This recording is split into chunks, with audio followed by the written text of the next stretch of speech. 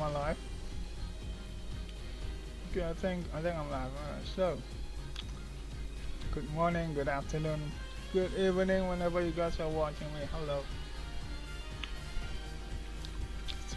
So this time we're back. Yeah, we're back with it's a Tony Apollo Justice. So last time we finished the previous case. Yeah, the first case of the game, which is to me like kind of a bit too hard for the first case. But yeah, we're gonna continue with the next one, which is the magical turnabout. I don't know what this is about, so let's just watch it.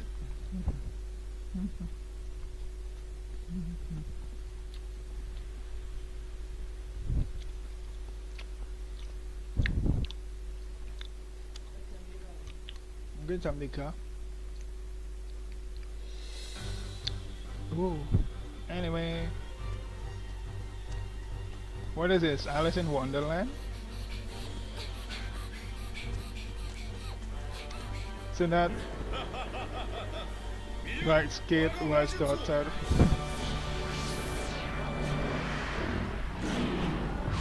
What the hell? That's a dragon.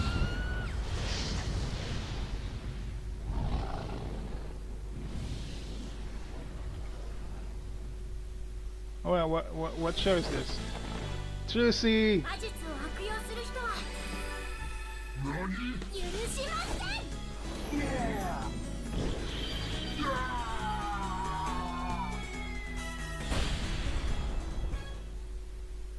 Is this some kind of show? I'm sure that's some kind of show. April 27th. Wait, just a few days. Penrose Theater stage. Are we still in Kuda Inn? That's how the evil magician. Alright, that was too fast for me to read.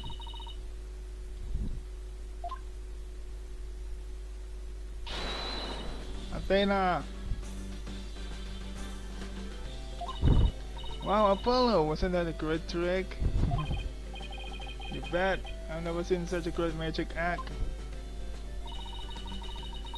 Did they know they even featured Trucy shows on TV this morning? Really, huh? Anyway, Athena wearing a maid outfit is something that surprisingly looked good on her. Penrose Theater. One can wait to success for entertainer. It's here at this famous theater that we'll finally get to see Trucy writes, Trucy in Grammary Land. It's Grammary Land. Oh yeah, she is the last Grammary magician. So who is that dude? Is that another magician? The long-awaited revival of the magic of Troop Grammary.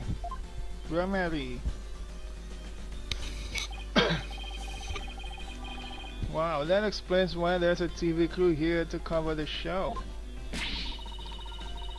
This is the perfect opportunity to promote the Right Anything agency too. After all, people look up things they see on TV, right?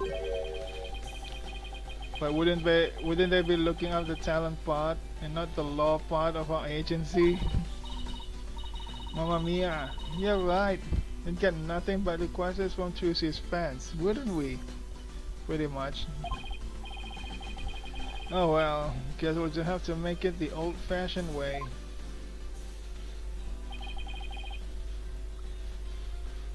My name is Apollo Justice.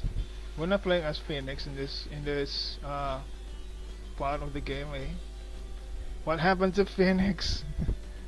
Is he still in Kodain? I assume so. I'm a rookie lawyer with only about 2 years of experience under my belt, so it's only 2 years after Apollo's first game. We're here to see Trucy's magic show. She's a fellow member of our agency. We came on behalf of our boss, Mr. Wright, who's away on a trip. Alright, Wright is still in Kodayan. Oh, and did you hear, Apollo? Even though it's only her debut, her shows are completely sold out. What? Really? That's amazing. Voila! A star is born! Who knows how far she'll go? At this rate, nothing in the world can stop us. You do realize it has nothing to do with you, right? This is Athena Sykes. She's another member of our agency. Yo.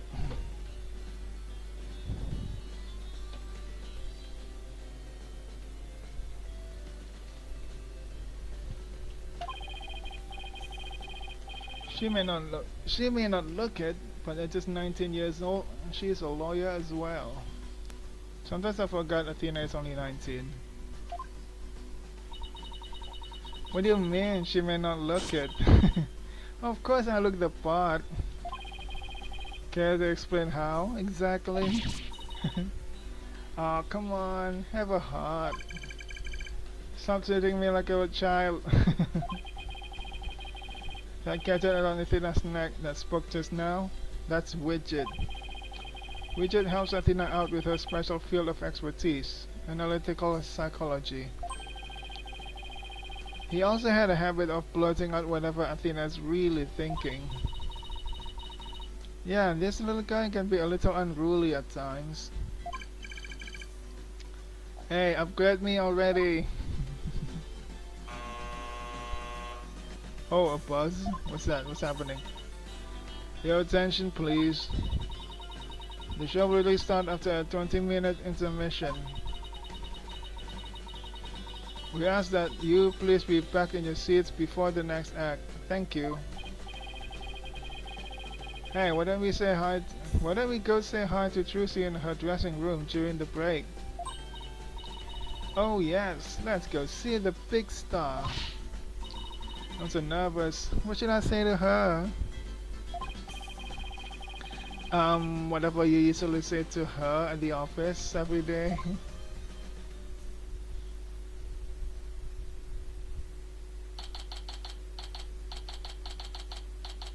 Number 27, Pando's Theater. Dressing room. So, whoa, this really looks like Trucy's room. Look at all the magician related props. Also, there's Grandma's poster, huh? Grandmary. So this is Trucy's dressing room. Looks like she's busy over there with someone. Could you sign this please, ma'am? Sure thing. Just the one sheet in this clipboard, right?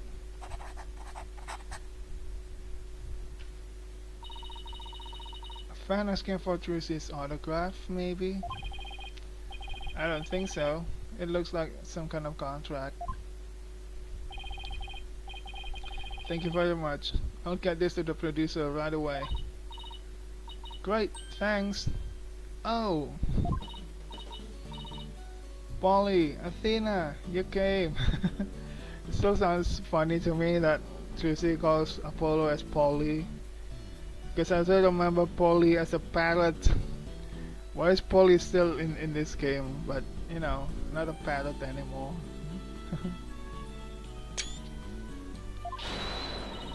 Of course! Congratulations on your big debut.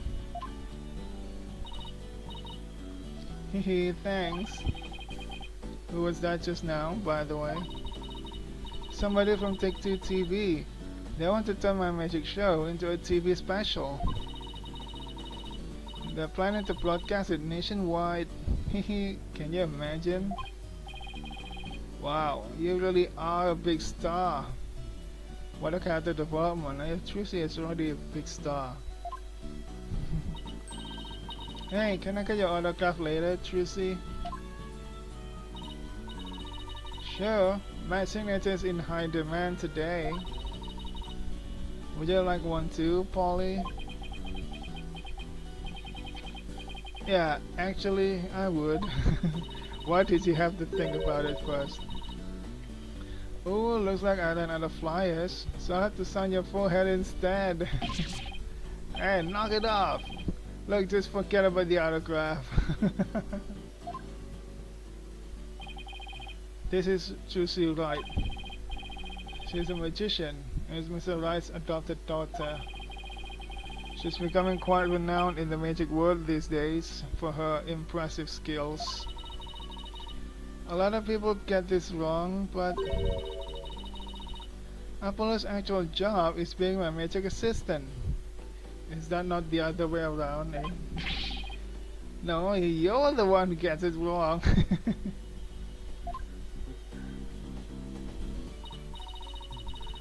Oh, I think you can do that trick you always do at the office for me, Trucy. Which one, Mr. Hand? Okay. Behold, the wondrous magic that can make anything disappear. 3, 2, 1. Ta-da! It's the panties. Don't tell me you're planning to show this magic on national TV. My magic panties are an extra-dimensional galaxy. Brava, Tracy, brava.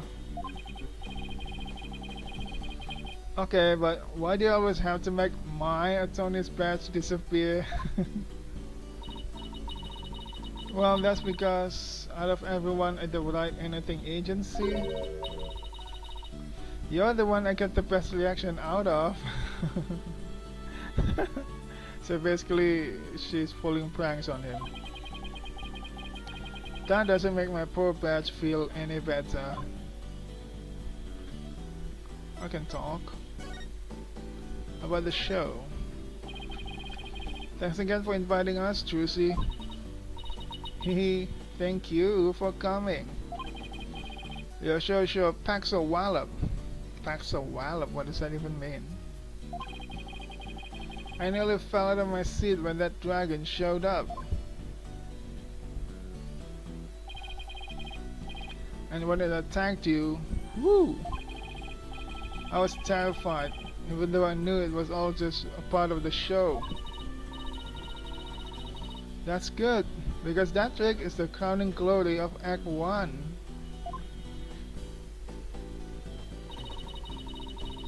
I'm really glad you're enjoying the show. I heard your shows are completely sold out, Trucy.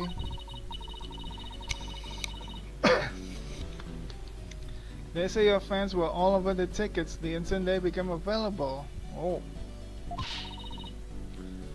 Like hungry wolves going after their prey. Sounds like you've made a loyal pack of followers for yourself already, Trucy. But you two are the only ones who got a special VIP invitation from me. Did they just address your hustle for the performers, staff, family, and friends? Oh, not the actual show. A general probe, huh? That's what they call it in Germany, really. The real show isn't until the day after tomorrow.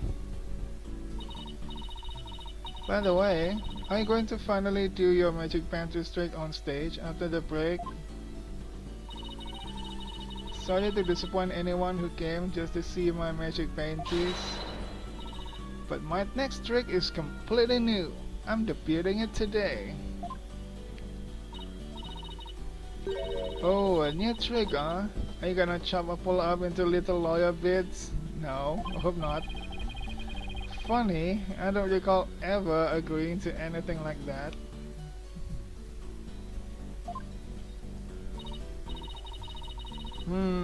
Well that does sound like a good idea. Juicy, don't get any ideas. Today's trick is a totally new Trooper Mary original.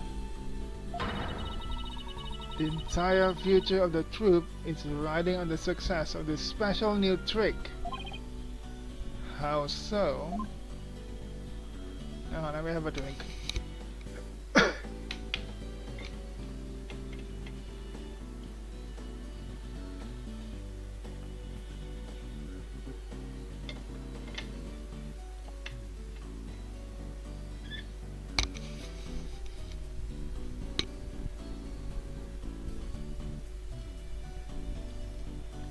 Special new trip. This show is really important to me. It isn't like any other shows I've done. As the rightful heir to the Troupe Gramarie's repertoire of magic, this show is my first chance to unveil the tricks I've inherited. Troupe Gramarie, huh? Yeah, I have a poster of them hanging right over there.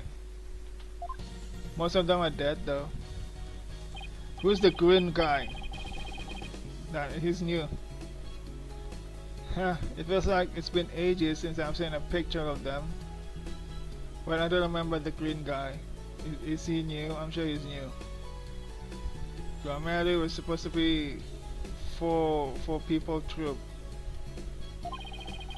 So Gramarie was a group of magicians who dominated the magic world in that day. Trucy is the sole heir to the troupe's entire repertoire of stage magic. Huh? Who's this guy in green and purple on the left here? Yeah, he's new. Oh, that's the great Mr. Reeves, the other magician in today's show. I like the mask though. That looks so cool.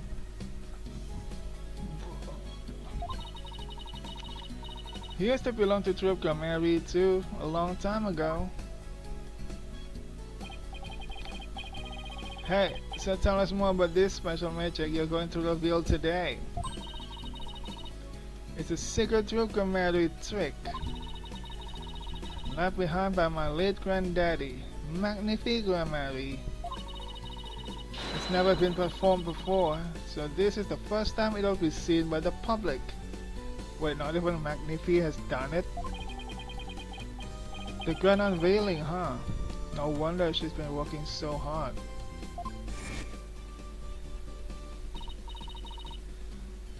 Well, I'd better get going. Is this like this morning?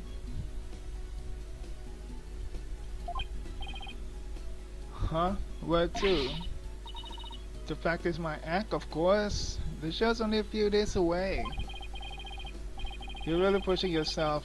Didn't you practice until late last night too? Yep, because everything's gonna be just right. Trucy inherited all of Troupe Gramarie's magic tricks from her father when he died. And the troupe's entire legacy is now resting on her shoulders. No wonder she's feeling the pressure.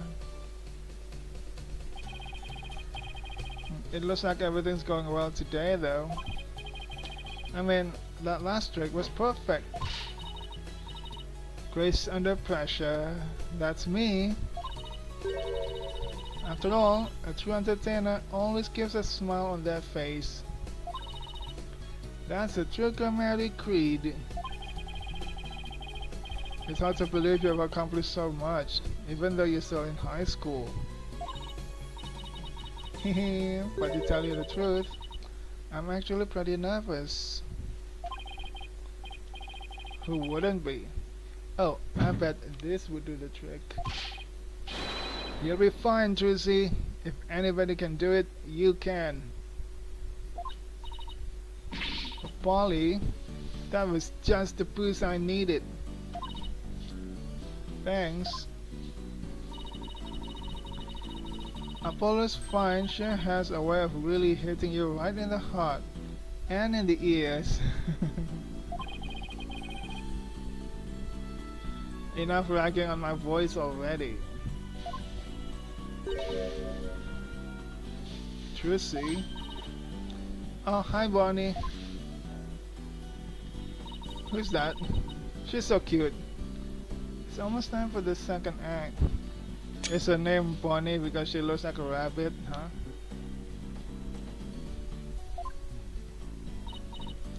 Oh, okay, thanks. Well, Apollo, Athena, enjoy the rest of the show. Break a leg, Trucy. Thanks, I will.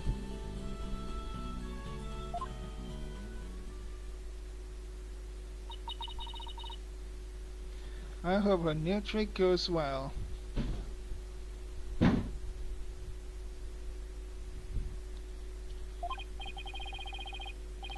Hey, this is Trucy we're talking about. She'll be fine. Oh, I wouldn't be so sure. Huh? Performing magic is like walking a tightrope. There's always an element of danger. One little mistake can even cost you your life, you know. I wonder if you'll make it across today. And what do you mean by that exactly? Hehe. Oh, nothing. Now, if you'll excuse me.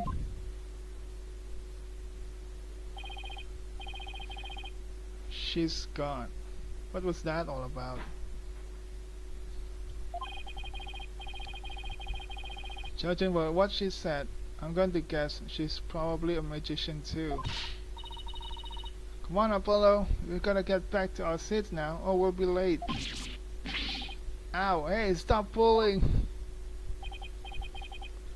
Okay, let's see. Guess it's time to move back to the stage.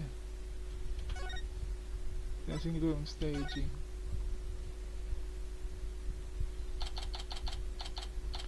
April 27th, Penrose Theatre. Stage.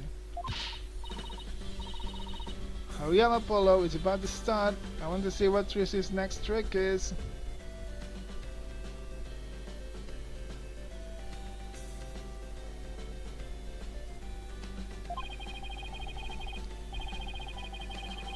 You really wound up today, aren't you? Why don't you take a seat and try to relax? Whoa, look!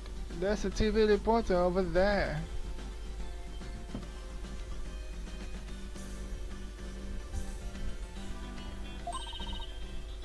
With a TV camera and everything. Oh yeah, baby. Athena, sit down. You're blocking people's view. Yeesh, I feel like I'm babysitting here. Hello everyone, I'm reporting from the beautiful Penrose Theatre, where the public performance of Trucy in Grammarly Land begins in just 2 short days. But today, they very kindly agreed to give us a sneak preview. Isn't this exciting? Apollo, did you think I was on TV just now? I hope not. Let's hope not.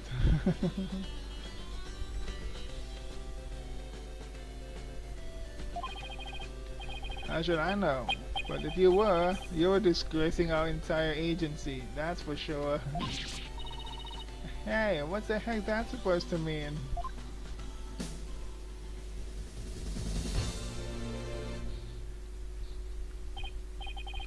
Oh, here it comes.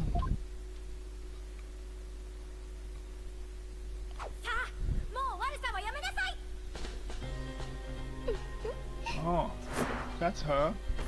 The rabbit girl.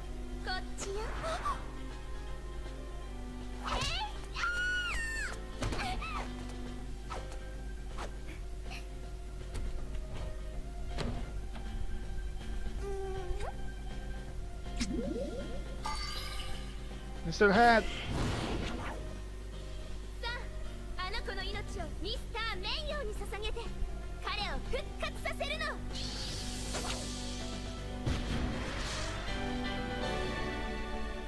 Oh. すごい、いつ入れ替わったんだ。復活させるわけにはいきません。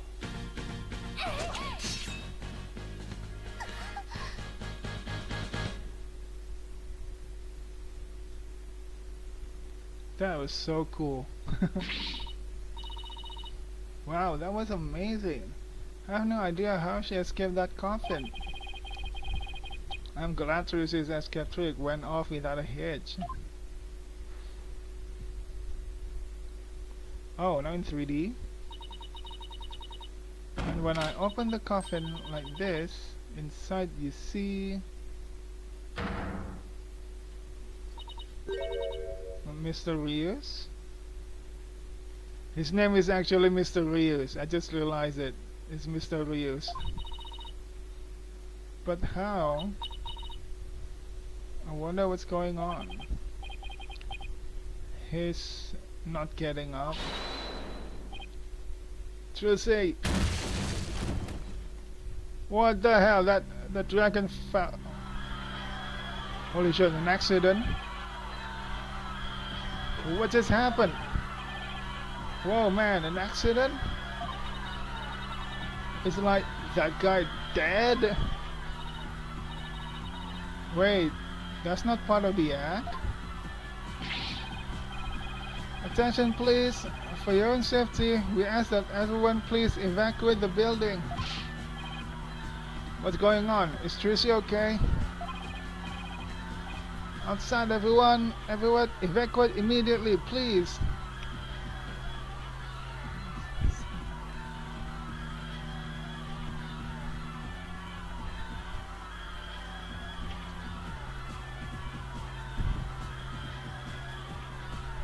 Damn it, that guy's dead.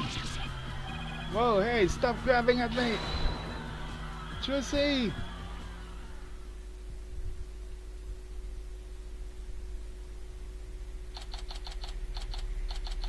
Level 27, Pando's Theater. They kicked us out. Hey, what gives? Will somebody please tell us what's going on? Poor Tracy. I hope she's okay. Hey, here comes that staff member from before. Your attention please. We regret to inform you that today's show has been cancelled. What? But I was looking forward to the rest of it.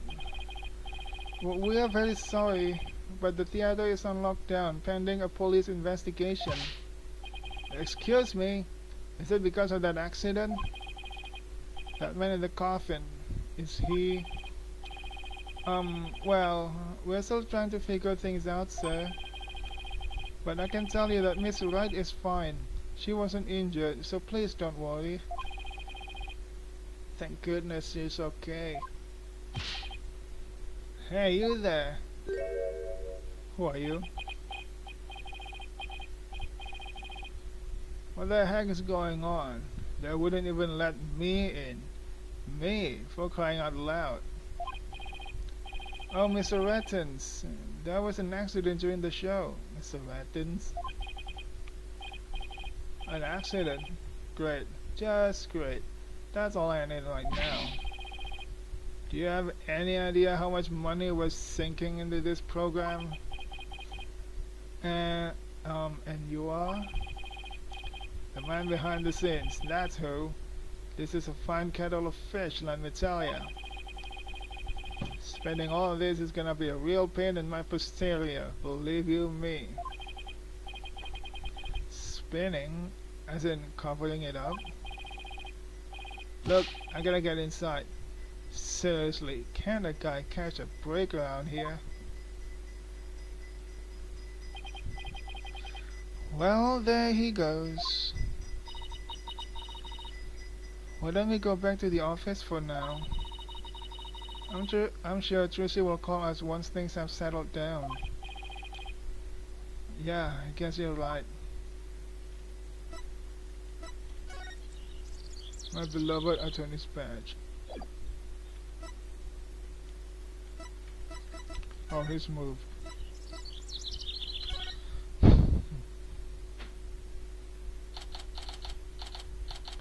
April 27th. Write anything agency. There's a call. It's no use. I can't get a hold of Mr. Wright. I wonder if something happened to him in Kurain. Yeah, he got involved in a case. Maybe he got caught up in some kind of trouble again, as always. Yeah, trouble's drawn to him like iron filings to a magnet. Hey Apollo, speaking of Kurain, they're showing something about it on TV right now. There has been some surprising news coming out of the kingdom of Kurain. Oh, this is gonna be a news about Wright. The country recently saw defense attorney Phoenix Wright win a not guilty verdict. The first verdict of its kind in 23 years. Mr. Wright won a trial in Korean. Lawyers are said to be highly disrespected in the kingdom of Kurain. So, Mr. Wright's win was an upset victory amidst entrance hostility. Wow, did you hear that? The first time in 23 years. Yeah, but what was he doing in court there in the first place? I thought he just went for a visit. So he was in some kind of trouble, just like we thought. Next, an update on the unfortunate accident that occurred at the Penrose Theatre. Hey, now they're talking about the accident at Trucy's show. Famed magician, the great Mysterious, was skewered with a sword and died on the spot. What? Oh no. So, he really is dead. And now here's the footage of that deadly moment. They have footage of that?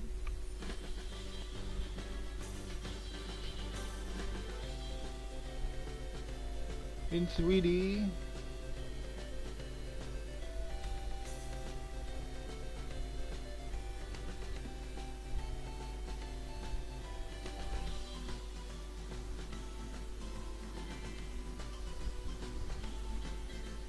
Something went on the left side. Was that Trucy?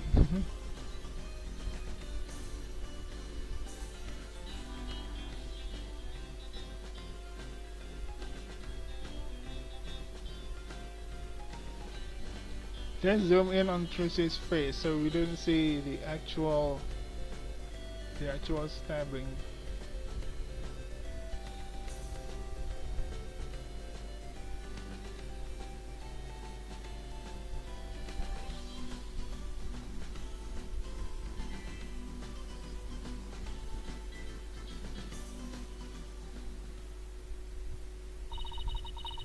Mr. Ryu's body isn't visible in this footage, but these are still very shocking images. The magician, Trucy Wright, is reportedly still only a high school student. Could it be that this unfortunate accident happened due to a lack of proper training? Did the young magician have enough experience, preparation, and knowledge? Some might say that True Grammary should be held accountable for this incident. Hey, what kind of biased reporting is this? Yeah, they make it sound like it's all Trucy's fault. Oh, we've just received more breaking news. Oh my. The young magician in question, Trucy Wright, is now under arrest on the charge of involuntary manslaughter. What the hell? What? We will keep you updated as this unfortunate tale unfolds. Stay tuned. Trucy's under arrest? She can't be. Apollo, we've gotta do something. Yeah, let's get down to the detention center right away. But before I forget, I think I'll jot a few things down about the case. I'll just open up the court record with E and flip to this bottommost tab here with QOE to make a few notes. I can use it like a kind of to-do list. If I ever get stuck, I can just refer to these notes. Thank you, game, for giving me a to-do list.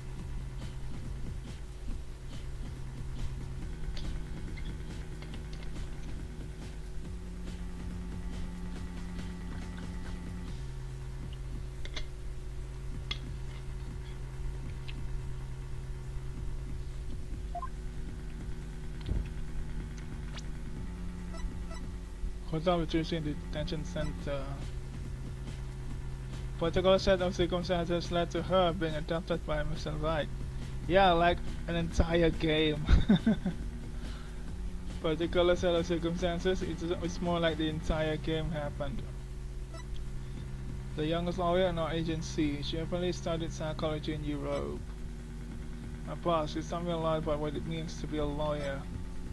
bunny team assistant who appeared on stage with Trucy, Mr. Latins, a man somehow connected to the magic show. He showed up at the theater after the incident took place. So now Bonnie is the suspicious one. Hang on.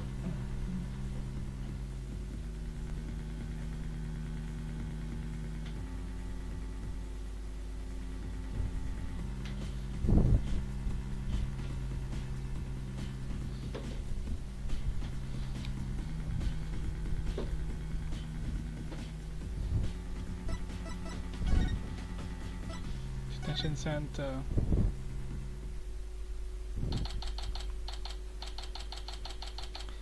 Level 27, detention center. Visitors room.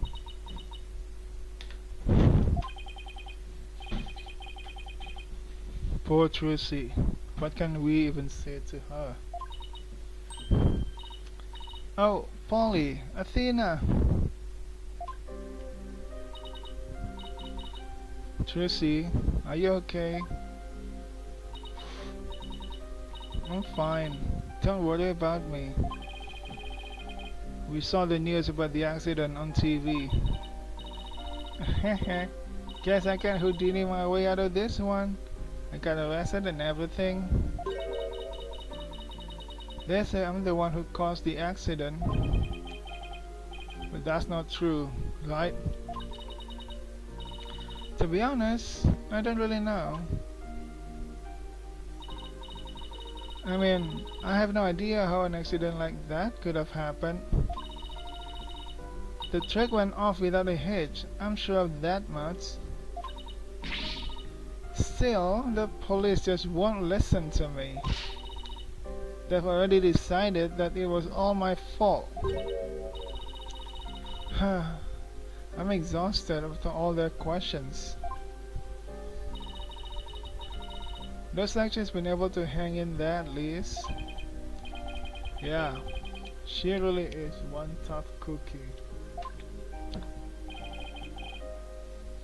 I know you're tired, but can you tell us a little bit about the accident?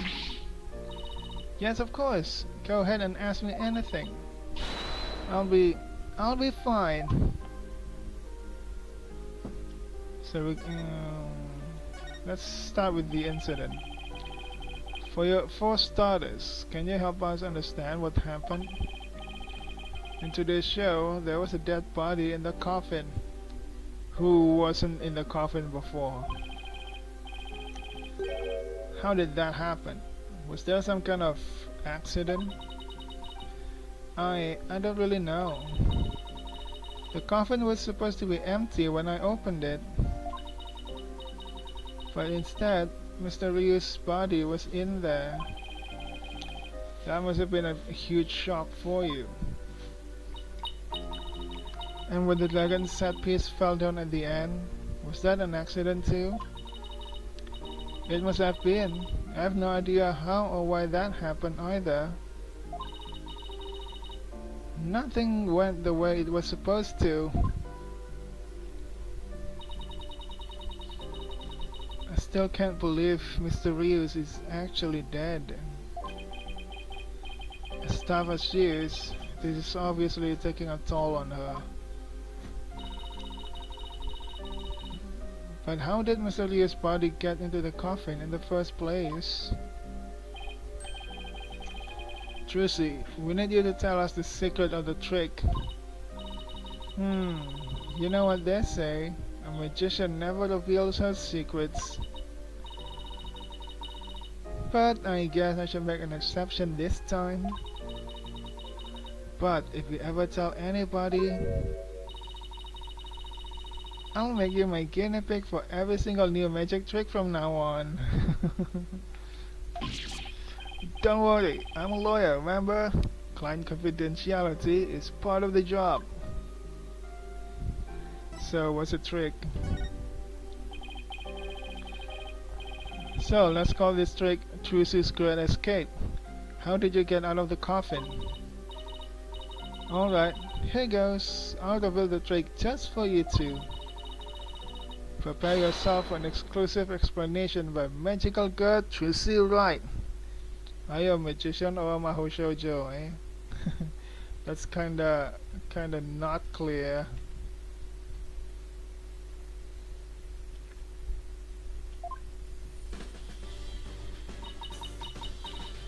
There's a secret trapdoor in the stairs that leads down to the understage passage.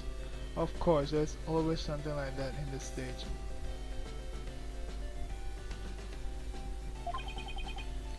A trapdoor? So when did you slip down to the understage passage? Remember when Mr. Head was on stage holding a sword next to the coffin? Well, by then, I had already escaped from the coffin and was waiting on the stage. And while I was down there, I did several things to get ready for the next spot. What technique? Okay, so what happened next? Mr. Head was quickly raised up to the catwalk by wire. Oh, so that was Mr. Head's shadow, huh? There's a cushion up there that acts as a shock absorber when Mr. Head hits it. Meanwhile, I pop back up onto the stage through a different trapdoor. And voila, the switch is complete. So the shadow was Mr. Head. Here's the stage diagram. I had no idea all of that was happening. I was convinced he was still in the coffin. Yeah, that's what magicians do. They trick you.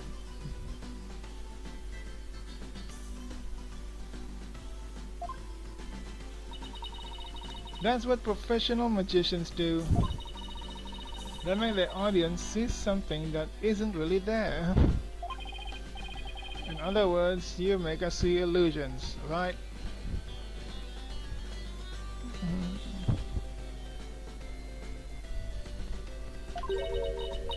We call it misdirection. While we can be busy believing one thing, we're busy making something else happen. What we say is there really isn't, and what we say isn't there actually is. I get it. It's kind of like a magical bluff. But there's no escaping the fact that the victim's body was actually in the coffin. It wasn't empty like it was supposed to be. Yeah, that's true. How did that body get into the coffin? Yeah, that's the part I don't understand. The last thing in the world I expected to see in there was Mr. Rios. Could he have climbed in there by mistake? I should get back to asking Trucy about the accident. Can you tell us more about the victim? The great Mr. Rios. He just debuted in this game and fun and immediately dead. Who exactly is this Mr. Rios? Yeah, why is he so mysterious? Oh, okay, that's bad.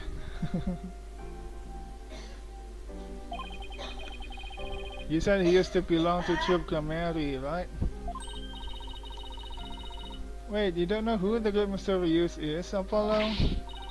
He's super famous. He's all people talk about on TV. Really?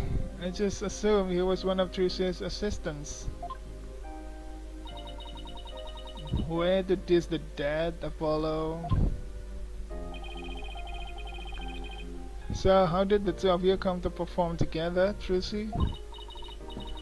Well, like I said, he used to be a member of the Troop Cameri. He was a protege of my granddaddy, Magnifico Mary. So the TV station arranged for us to perform together this time because of that connection. Did he continue performing as a magician after he left Troop Cameri? No, he got injured while practicing for a show about 13 years ago. That's why he left the troupe.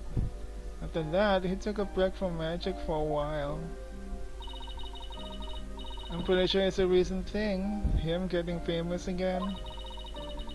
I only started seeing him on TV again, maybe last year. I had nothing but respect for Mr. Reeves as a magician. I can't tell you how sad I am this happened. I can't imagine how traumatic it must be to have someone die during your big show.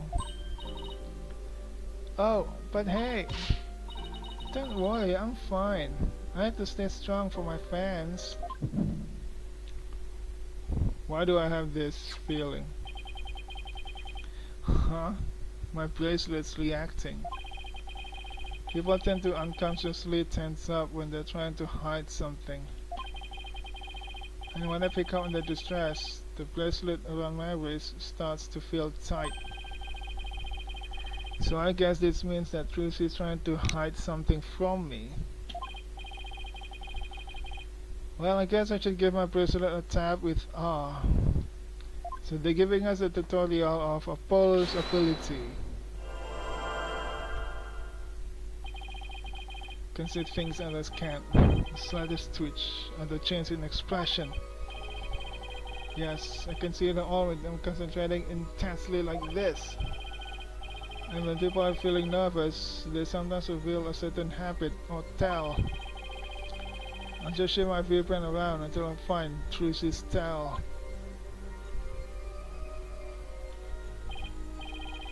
Okay, I think I found her tell. Now to listen carefully to every word and see what she gets shifty-eyed over. Then I'll perceive whatever she seems nervous about to get to the bottom of things.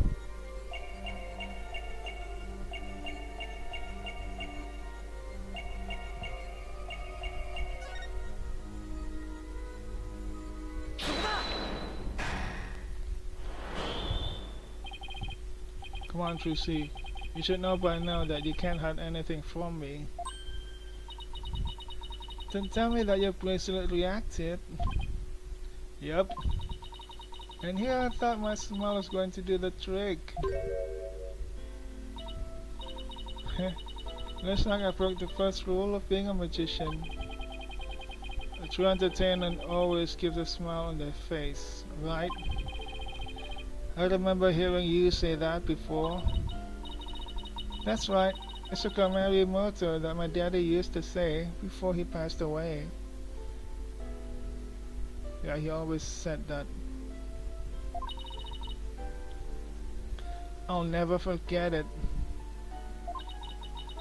It's one of the few precious memories I have of him.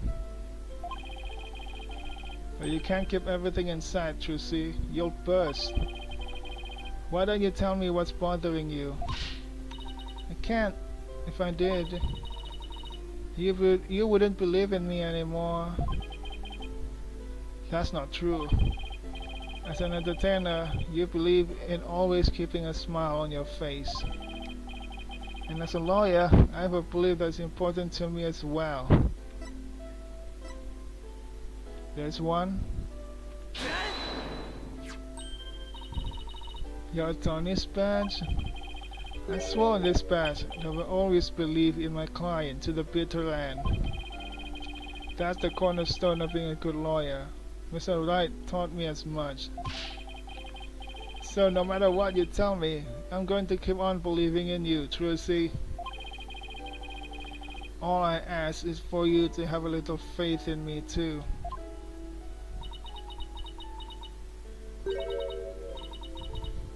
Alright, thanks Polly.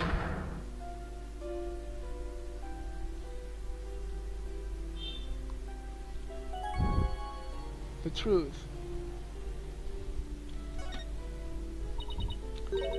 Polly, what if I made a mistake? What do you mean? What if it really was me who stabbed Mr. Reeves? What makes you say that? Well, in my escape trick, I used both a real sword and a rubber sword. I switched the real sword for the rubber sword just before I stabbed it into the coffin. You switched the real sword for the rubber sword. So even if somebody had been in there, the rubber sword shouldn't have hurt them. But Mr. Rios is found dead in the coffin. I know, it just doesn't make any sense. I know, I swapped the swords. You're absolutely sure? Positive. I practiced that trick hundreds of times with no mistakes. I remember very clearly swapping the swords this time too. But could I have? Could I have made a mistake this time? Could she really have?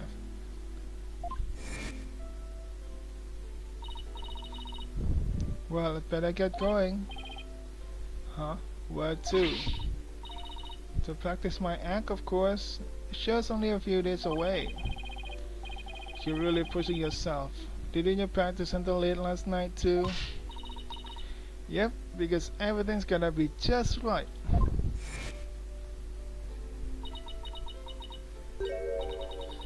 Well, maybe I really did kill Mr. Rios. Trucy. The worst possible mistake I could make. Such a horrific accident. Right in the middle of my show. And yet, all I can think about is, now that this has happened, Tucker Mary will get his performance rights pulled. There will never be another show. Everything my family worked so hard for will be gone forever. And poor Mr. Rios had his whole life and a great career ahead of him.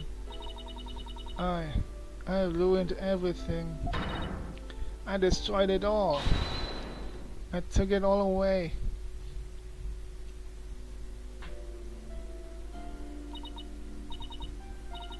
Polly, I'm ready to pay for what I did. Trucy, I don't think you did anything wrong. You don't? I've had one question going through my mind this whole time. Was this accident really your fault?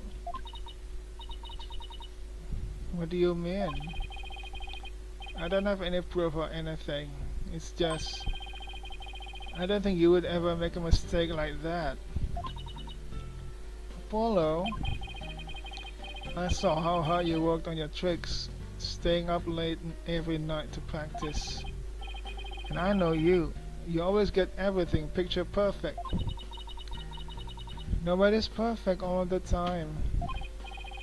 Still, I think something else caused Mr. Rios' death. Not any mistake of yours. After all, you're sure you swapped the swords, right?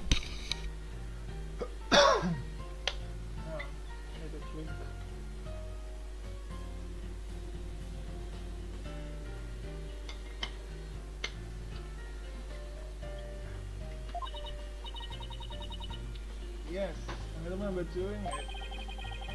Then I just know it wasn't your fault, Juicy. But how can you say that? We don't have any proof it wasn't me. Oh, then if that's the case, why don't we start looking for proof, eh? If proof is the trouble. If I mean, I know you're a good lawyer, Polly, but I believe in you, Trucy, and I believe in your skill as a professional magician. So I'm going to prove your innocence. Don't worry, you're going to be fine.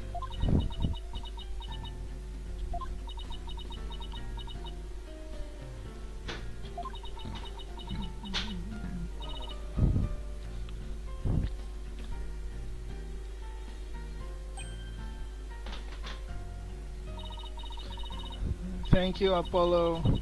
Thank you for believing in me. I'm going to believe in you too. good. I'm sorry. I need a tissue. Oh, Juicy. I've never seen Juicy cry like this before. She always seems so strong. But maybe sometimes she's just putting on a brave face. She's still just a kid after all.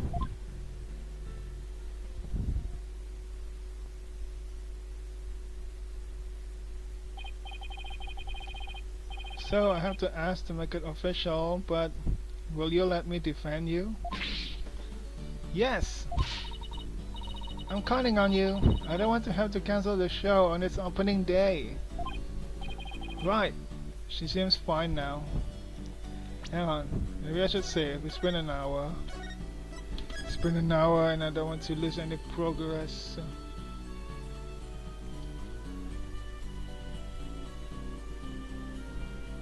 Hang on. Never mind. I just want to check something.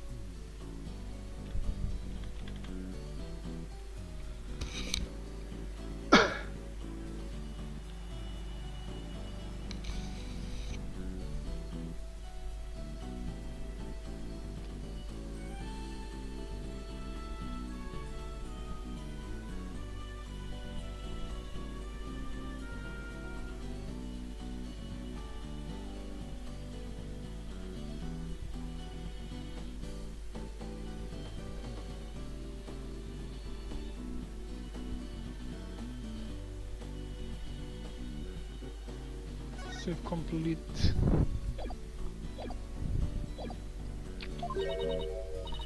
Juicy, let's win this trial together. Unlike some people. Apollo, give her a break. She's being emotional. Well, we better get right to investigating. Come on, Athena. Wipe that nose and let's go. Excuse you? Do you see any snot on my face, Apollo? Yeesh, talk about an emotional roller coaster. We'll need to investigate the stage at the Pando's Theater where the body was found. Yeah, I hope no one will try to stop us. If you're going to the Penrose Theater, can I ask you a favor? Of course, what is it? I left a very special notebook behind in my dressing room. Sure, we can pick it up for you. That notebook is really, really important to me. I don't know what I'd do if anybody read it. Wow, I wonder what's in it. The notebook is in my blue handbag on the table. It's big and black. You can't miss it. Thanks in advance. And with that, I'm gonna go. It seems they've got more questions for me. Alright, see you later, Trucy. So, should we investigate the stage first or go get the notebook?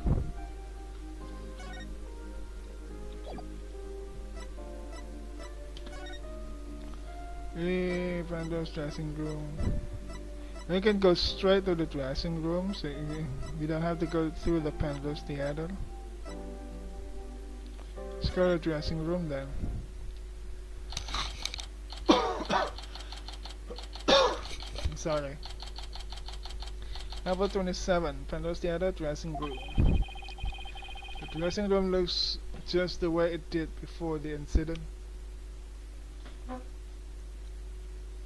Hang on, I need to grab something to eat, something to snack on for my mouth.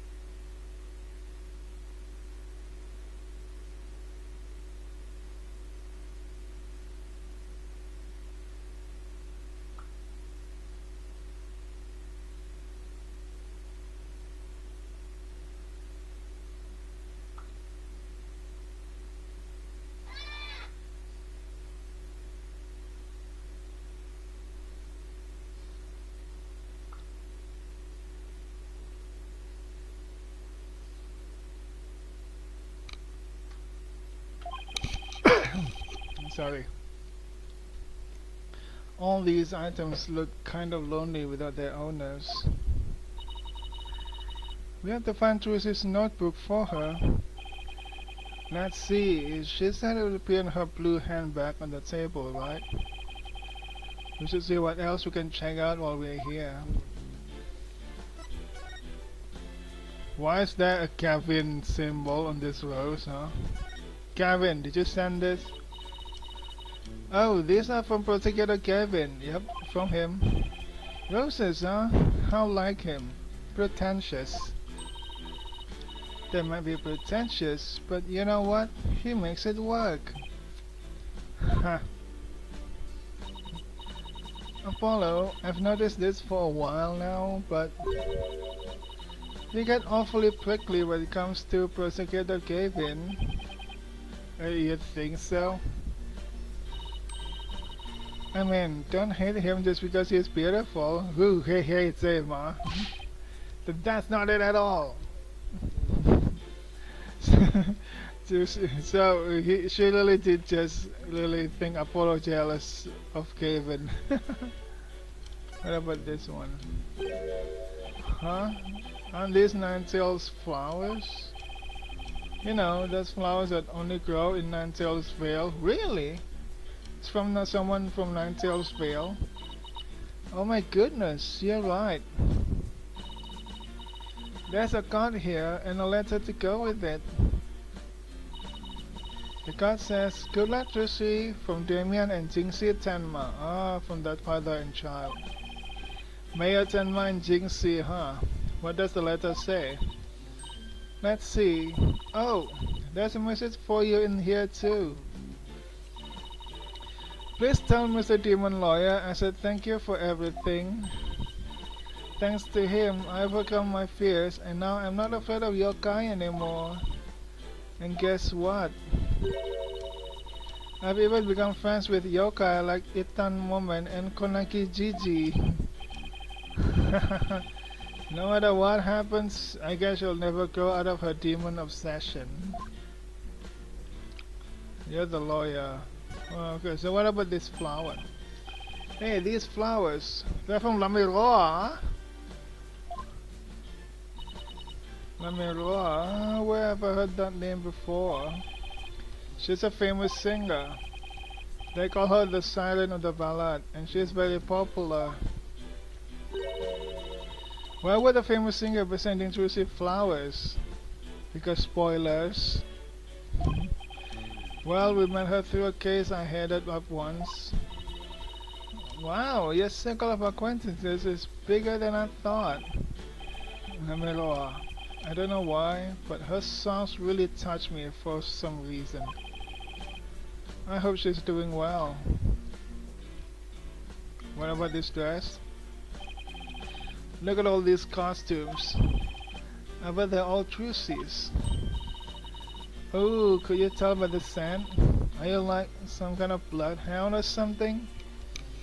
You know, being able to tell a girl's costume just from the smell makes Apollo sounds like a pervert.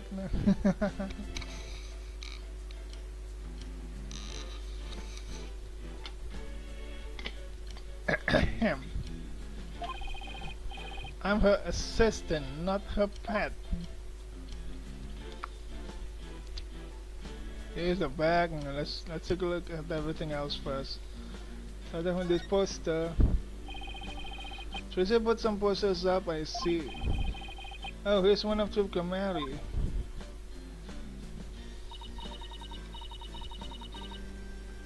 Troop Kamari, Magical Menagerie, huh?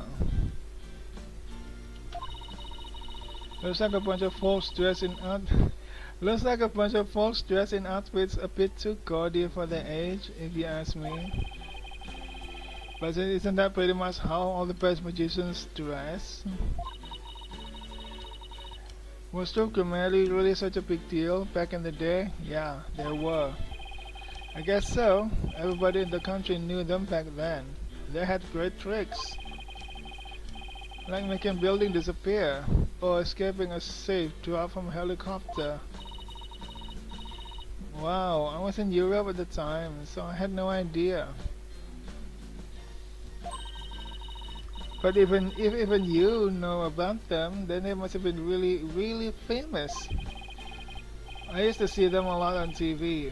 I think it was back when I was in junior high. The one in black was the original leader of Troop Kamari, Trucy's grandfather. His name was Magnifique Gramari. The one in pink with the mustache, that's Zach Gramari, Trucy's late biological father. Oh, and look, there's Mr. Rios. So this was us from back when he was a member of Chokamari, huh?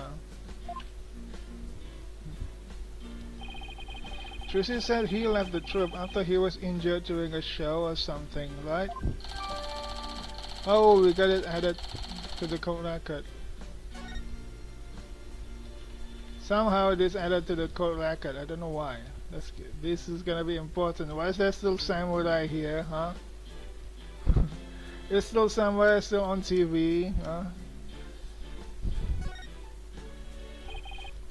It's a dove. Juicy must use it in one of her tricks. Yeah. Hmm? There's another bird cage next to it.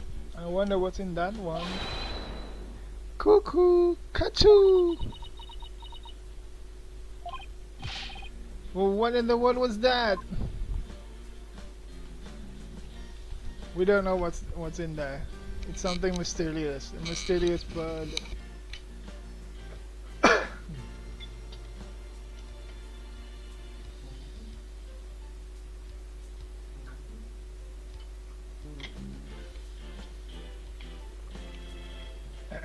What about this? Look at all of this stuff. They must belong to Mr. Rios. Wow, look at the colors on that briefcase. Do you think he carries that around with him on his time off? Well, during his shows, he wears a mask to hide his identity. If he carried that briefcase around when he wasn't working, wouldn't it give him away? Ah, but you've got to change gears and look at things in a different way at a time like this. Oh yeah? Meaning? Well, what if Mr. Rios wore his full costume all the time, even when he wasn't working? Then that briefcase wouldn't have given him away one bit. Okay. I'm getting pretty good at this turn your thinking around stuff, huh? Just like a little kid who was learning your trick and couldn't wait to try it out. This is included. What is this box? Look at all this stuff. I bet it belongs to that funny assistant we saw in the show. Wow, that's a lot of stuff. Does she really need all of that? I mean, I don't think I've ever seen so much makeup. When it comes to sheer number of items, your desk space in the office isn't any better. Those things are the natural accumulation of 2 years of work, and they're all necessary. Really? Instant noodles and crackers? Of course, I need those for when I have to stay at the office all night prepping a case. And the comic books too. Oh, of course I need those too. Manga these days are super realistic and informative. I need them for research. I see. So you need to research street fighting and the funnies too. Apollo, you cannot talk your way out of this.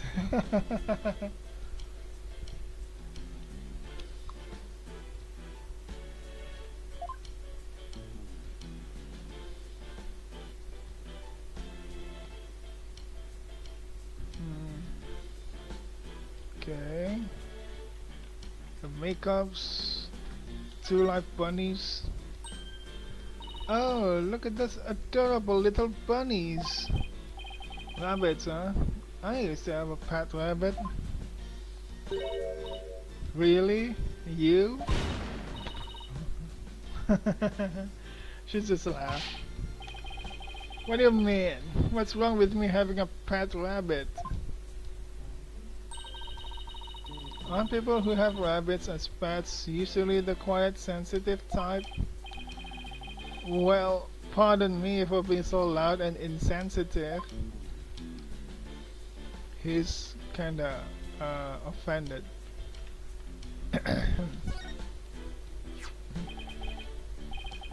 What's this? A script of the show? says Bonnie, so it must belong to that bunny assistant we saw in the show.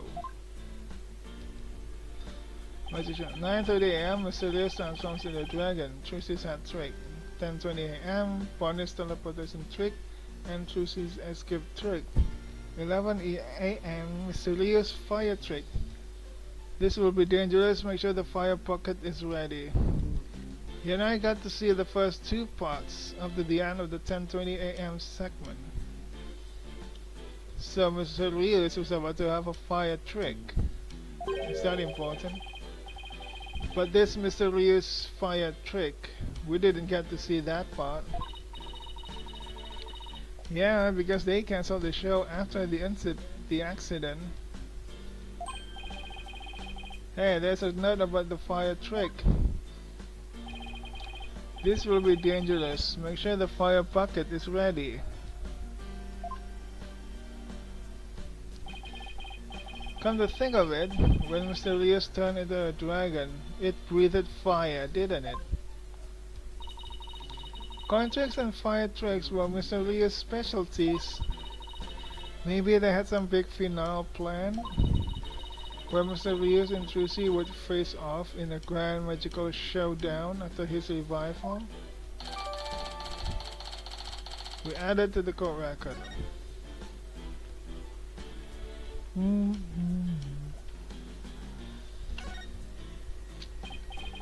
Oh, here's that handbag Trucy was talking about.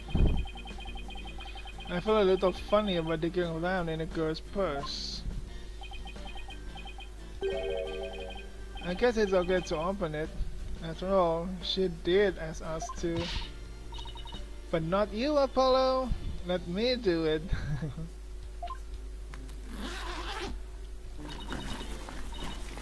Let's see. Huh?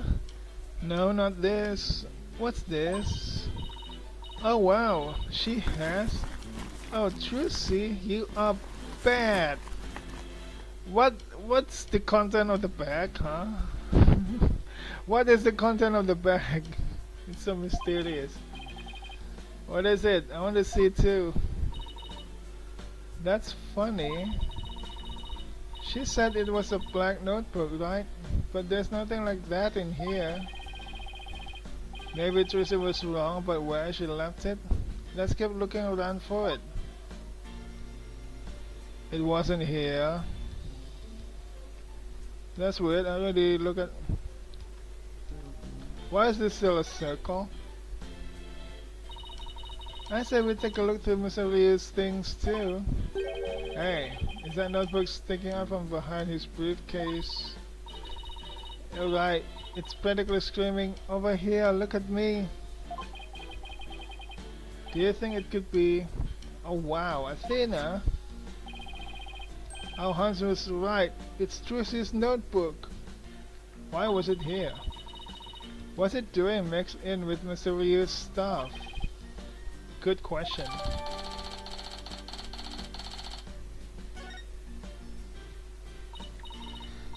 It's locked. I guess that means we can read it. Do you want to, huh? I wonder what kind of secrets are in there to make her want to lock it. A girl her age needs her privacy. I think everybody needs a privacy. Oh my god, I'm talking too much. Let me have a drink.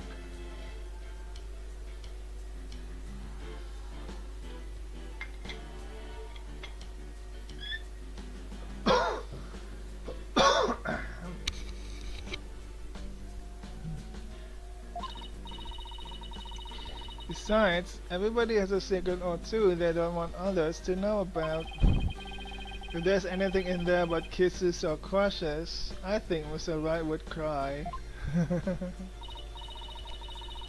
Well, we've examined just about everything, I think. Looking through other people's stuff was so thrilling. Like I'm doing something naughty. You are. I know what you mean. Just don't go poking around in my things at the office. Why? What do you have to hide? I don't think I like her eyes lit up all of a sudden. Anyway, we better get this notebook to Trucy.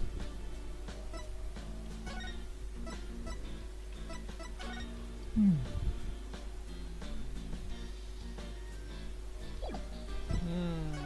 Bonnie scream.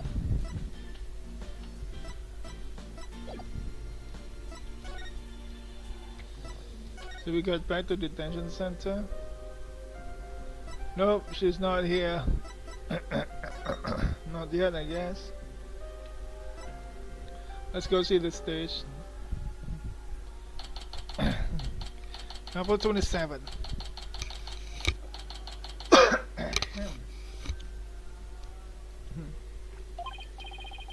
Okay, let's get down to business. Hey, what do you think you're doing? We are the attorneys for the defendant in this case. Is it alright if we examine the scene? I'm sure we can, or I mean, why the hell not? Ahem.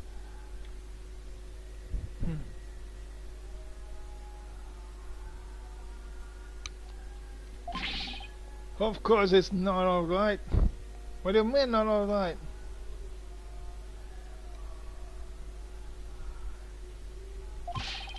I don't care if you're the defense or not. No unauthorized investigations. Oh, come on. It wouldn't kill you to let us take a little look around.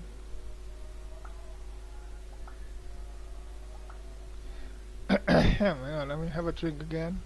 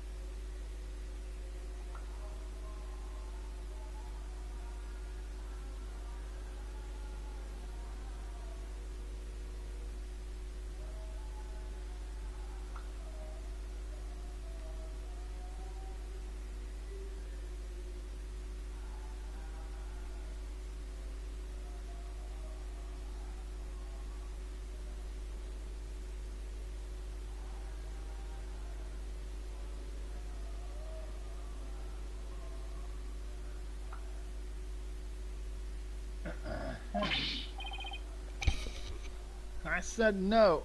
Now get out of here. Scram! I guess we just have to try and get permission from the lead detective. Who's the lead detective in this case? Yeah?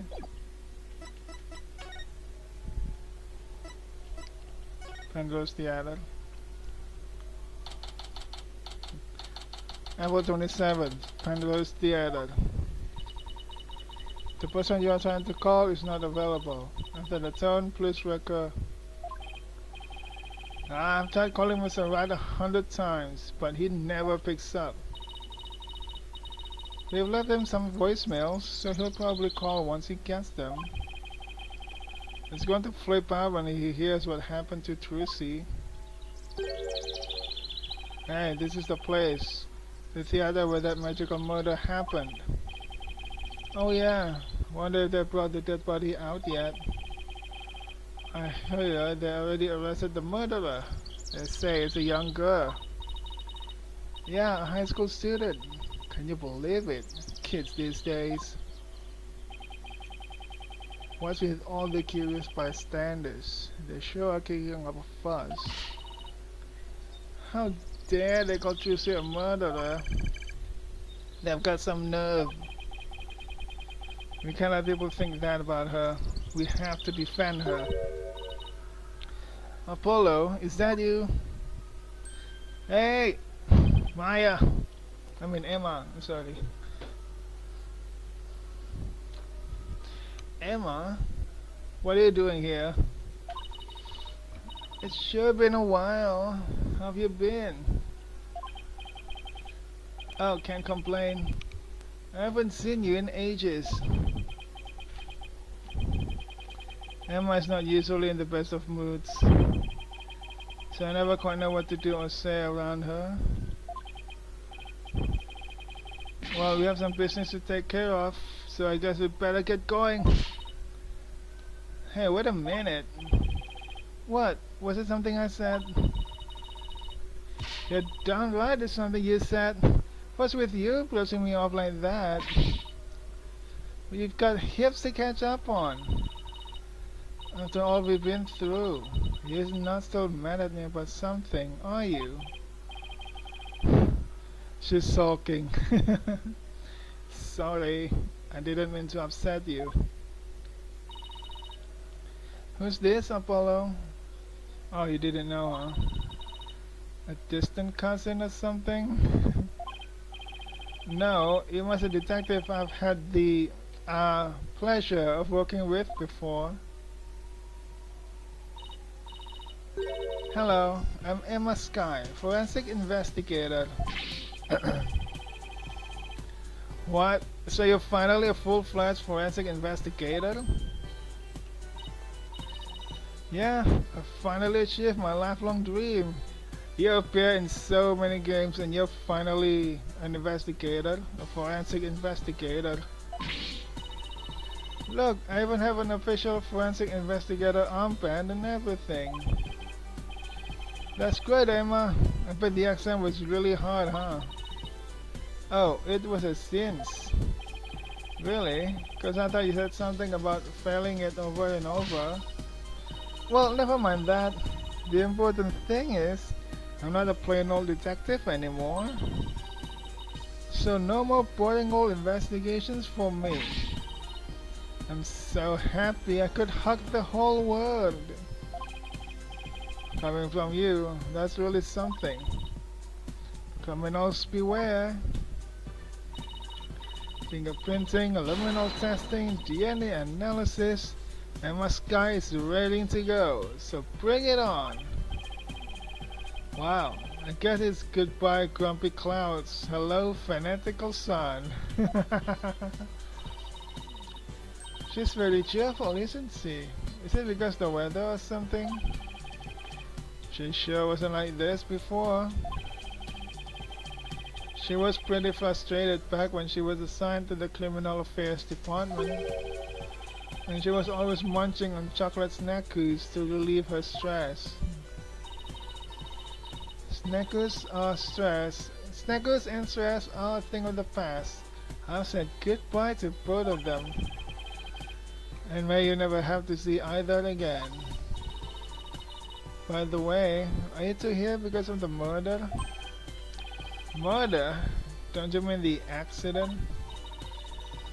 Oh, then I guess you haven't heard. The case is being treated as a straight up homicide now. What the hell? What? Just so you know, I heard that the prosecution is going to argue tomorrow that Tracy outright murdered Mr. Reeves. Not an accident, but a straight up murder? What? Are you kidding? They're treating it as a murder? Emma, please tell us everything you know. Of course, anything to help Tracy.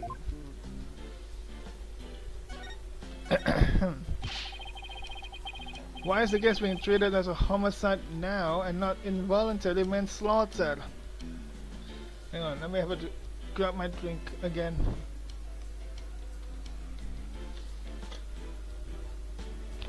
Usually I'm saving cold drinks for hot weather. It hasn't been hot a few days. What's the expiry date? Oh, 2027. You know what? I can just drink this.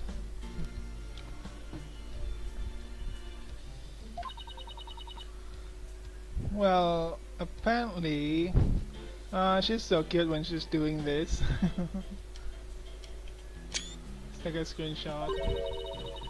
There's something that proves it was a straight up homicide. Well, that's vague. Pretty vague.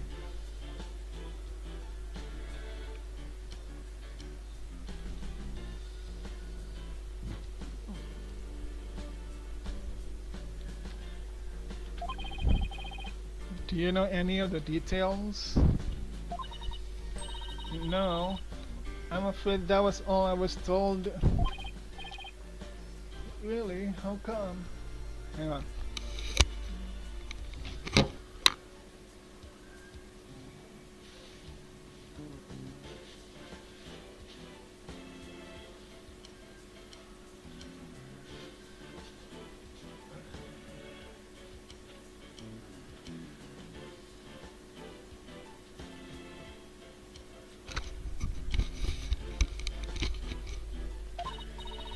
Well, because the lead prosecutor is kind of a hard guy to read.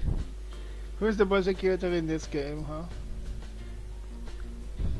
I mean, other than Mr. Payne. Though maybe it's just a culture gap thing. Very main culture gap. Anyway, he's not one to really share his thoughts. Wait, what do you mean by culture gap? I mean that he's a foreigner, so his way of going about things is different. Let me guess, he's from Korean. So who exactly am I up against tomorrow? Chief Prosecutor Ashworth has been reorganizing the prosecutor's office lately. As a part of that effort, he's gotten rid of a lot of corrupt prosecutors. So the prosecutor's office is looking pretty empty these days. And that's how a foreign prosecutor got assigned to this case. That's part of it, yes. We were short on prosecutors, and this guy just happened to be visiting. And what's the purpose of his visit? Well, some insurgents from the Kingdom of Korean are thought to be hiding out here. So there's gonna be... Hang on. Don't tell me the entire game is about there's gonna be... like... cases in the Korean and cases in here in Fantasy California that somehow connected. And then we're gonna have a final showdown in Korean. Is that how it is? As an international prosecutor, he apparently came to investigate the matter personally. So he's from the Kingdom of Korean. That's right, he's also a Koreanese monk. A monk great.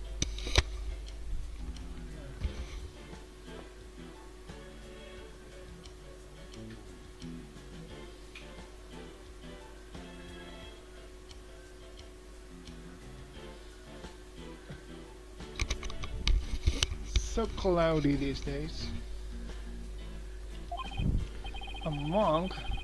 So how did he get assigned to this particular case anyway? It seems he's very devoted to furthering his studies as a prosecutor. He wanted to learn how crime scenes are investigated here, so he just showed up. So he was just curious, huh?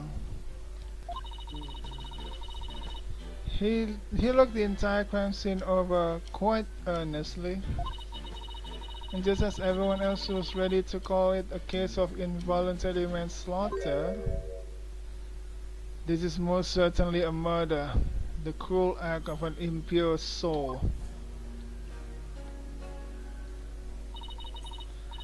That's what he said, just like that. Then he volunteered himself as a prosecutor for this case. He can do that.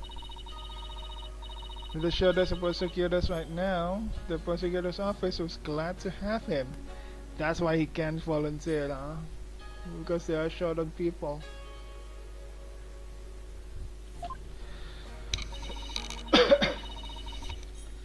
So Tracy was arrested for murder all because of this guy, huh? I have to say, he's definitely not your typical prosecutor. Oh, a lot of prosecutors in this case are not your everyday prosecutor.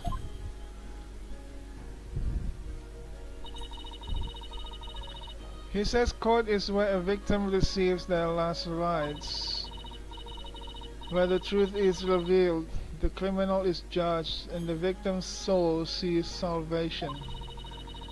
Receiving last rites in court allows the victim to finally rest in peace, or so he claims. So, to him, a trial is like a performing funeral rites for the victim, huh? That's certainly a unique way of looking at it. His name is Nayuta Sanmadi. What? Nayuta Sanmadi? That's right. What? Do you know him or something? Oh, I guess you could say I've heard of him. When? Yeah, well, he is pretty famous. Really? Yes, they say he travels the world, solving difficult case after difficult case. Where there's a hard case to crack, he's called in to prosecute it.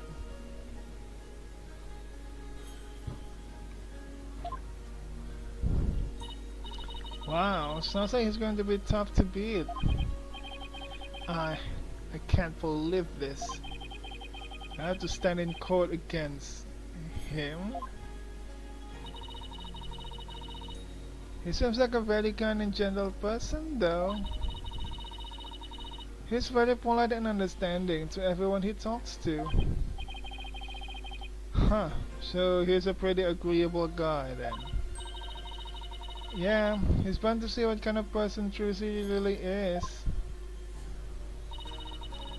But don't they hate defense attorneys in Korean? Would he even listen to what we have to say? I don't see why not. He certainly seems like the type of person who would. Even so, do you think you could do us a favor, Emma? Could you tell Prosecutor Samadi about Trucy, about what a good person she is? Of course, leave it to me. I'll make him understand there's no way Trucy could have committed murder. I hope he listens to reason. Me too.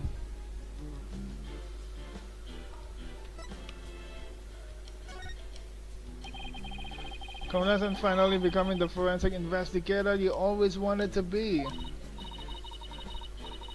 Thanks I failed that exam so many times, but I finally did it. After her first appearance in that case, now he's a forensic investigator for real. Damn it, how time flies. I can finally use my forensics kit openly, whenever I want. Oh yeah, you used to have to stealth use a kit you sent away for. Oh, I still use that one too. But now it's more of a hobby kit. It's important to have hobbies too, you know. So basically, nothing's changed. Are you kidding?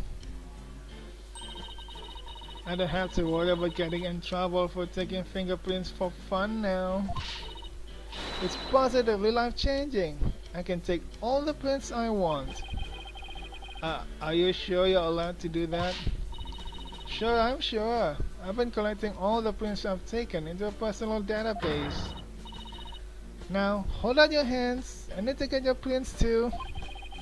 Just promise me you won't use them for evil. I can't believe she took my prints too, Apollo. This is looking pretty bad, Apollo. They're calling it a murder, and they've even got proof. What are we gonna do? Look on the bright side, that's what. Bright side? What bright side? Well, the good thing about there being proof is that it has to point to the real killer. If you can find out who that is, you can prove Trucy's innocence.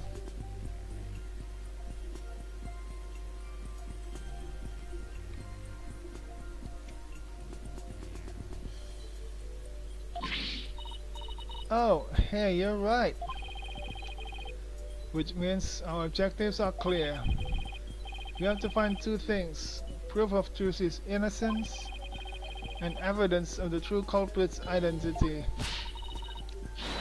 You know what, Apollo? You're starting to give me a glimmer of hope. That's what I'm talking about. That Apollo we know.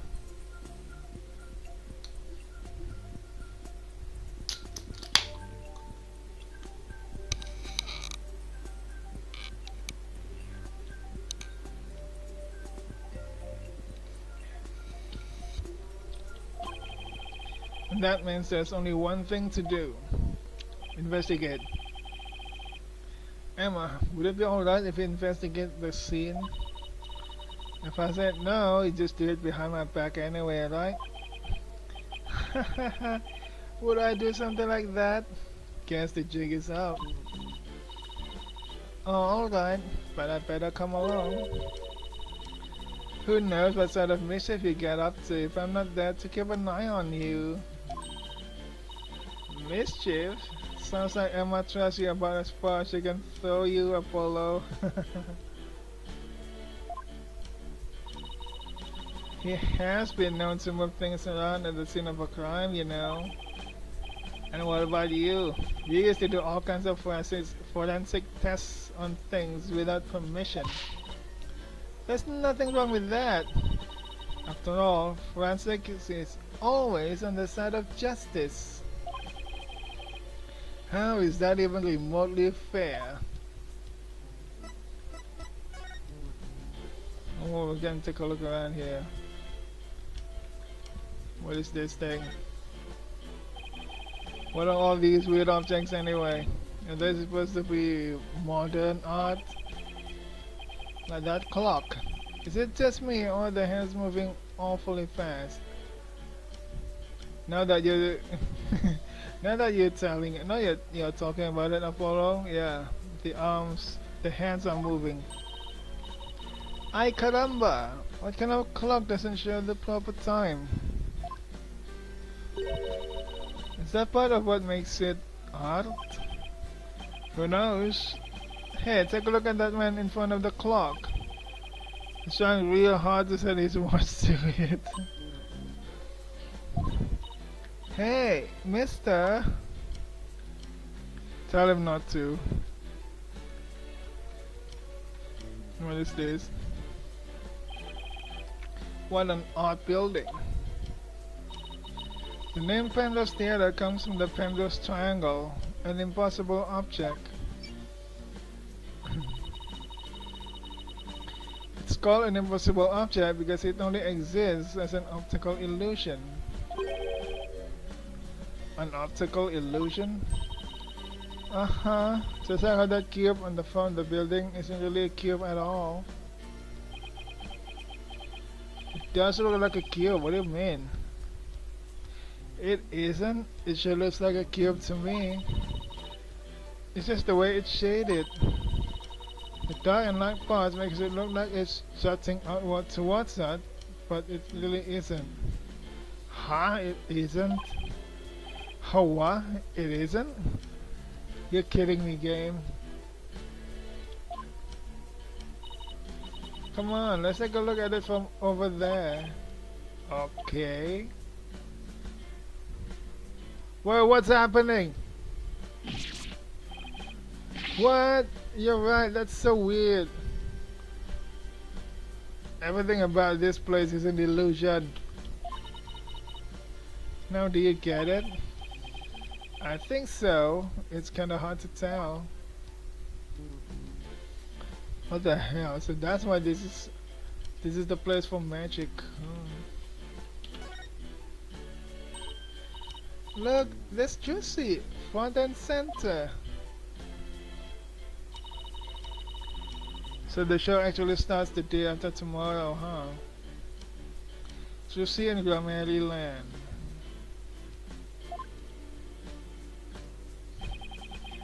I don't know if you've noticed, but you see that man in front of the poster? He's been standing there a long time looking at it. Yeah, I noticed. And sometimes he kinda stretches his hand towards it a little bit. Oh, I bet he's one of Trucy's fans. You think he's gonna try to make off with it? Who knows? Oh look! I guess we don't have to worry. Every time the man reaches for it, the dog growls and pulls at his pant leg. Yeah, it kinda begs the question. Who's the master and who's the pet?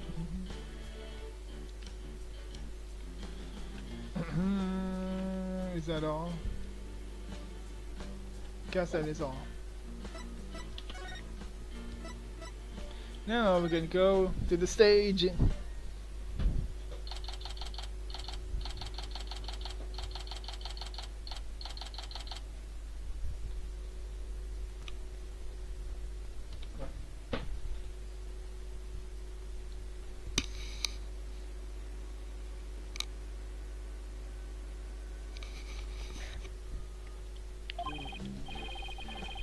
Alright, let's get down to investigating, shall we? Just make sure you don't move anything or I'll get in big trouble. Fine, I promise. To only move the things I have to. Well, I have my own investigation to conduct, but let me know if you need anything. It's been a while since we've done any investigating. Well, what are we waiting for? Let's dive right in. You do remember how to do this, right? If you don't, I can give you a quick rundown. I'm okay. Don't worry about me. I've got it all locked away in the vault up here. Good, and I'm sure they'll all come back to me too as we go along. Wait, wasn't it you who just offered to give me a rundown?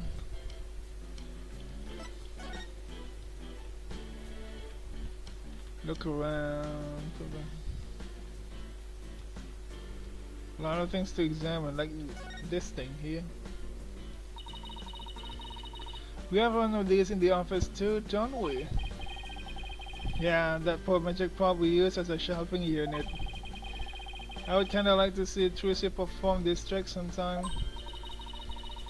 Well, we both know you'd be the one in the box if she ever did. I feel bad for the prop, but it can stay a shelving unit in that case. Apollo, don't chicken down. Oh hey, this is a curtain. I wonder what's behind it. Backstage area. There's magic equipment and stuff like that back there. I'll open it a crack and check it out later. You weren't thinking of opening that curtain, were you? Oh, me? Would I ever do a thing like that? Rats. Guess I have to ask her to open it for me later.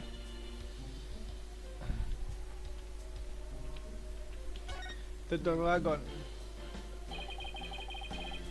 This is what they call a set piece. It's a piece of the onstage scenery. It suddenly fell down after the body was revealed, if I remember correctly. Just as the brave heroine screams, the spell on the dragon breaks. Losing its wings, the dragon falls to the ground. That moment marked the collapse of 3C's magical kingdom. Magic? Huh? Yeah, sure. The timing was so perfect, I'd be genuinely surprised if it was magic. Hang on, let me save the game. It's already 1 hour.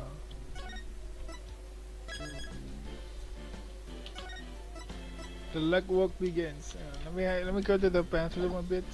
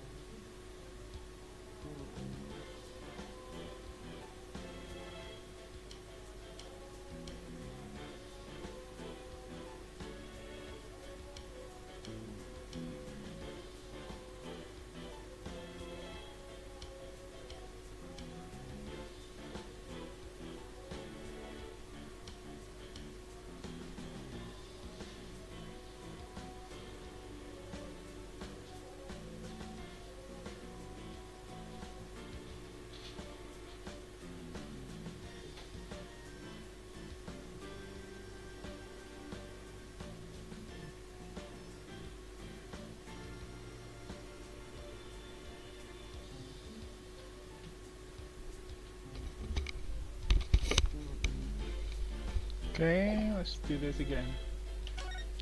Hello, Emma. Emma, can I ask you a question? Shh, this is the best part. She won't even look this way. Oh, what great prints! Another set for my collection. Hehe. She certainly seems to enjoy her work, doesn't she?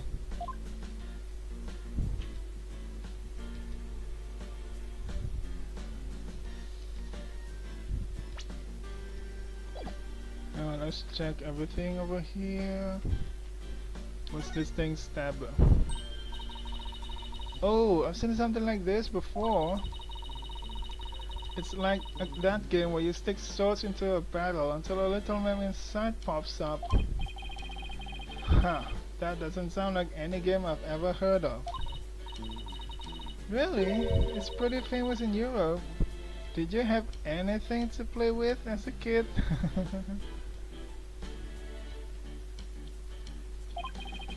Oh, you know, us simple Americans, we're happy with just a hoop and a stick. Is that really how you play in America? That video camera is pointed right at the stage. I wonder what it recorded. I want to take a peek, but Emma would.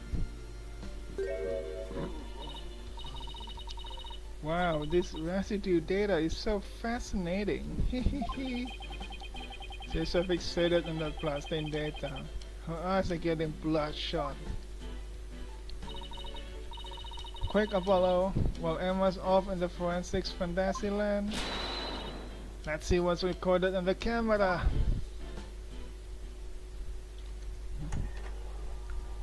Oh. That's Mr. Hat floating around over there. That's Pony.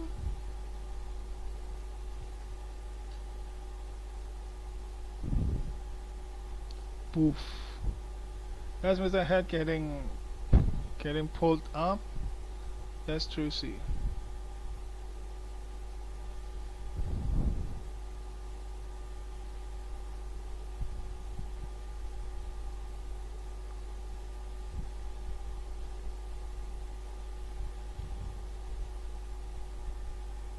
Okay, so I think that's supposed to be the end of the magic trick. Supposed to be is the keyword.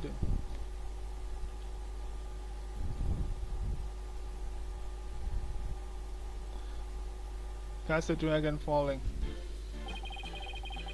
It's the same video we saw on TV where you can't see the body at all. Apollo, did you notice a strange shadow in that footage? No, why? I did! Apollo, how come you didn't realize it? I don't think it was my imagination, but I'm pretty sure I saw something. Strange shadow, huh? I wonder what it was. Come on, why is it not added to the court record? That was important.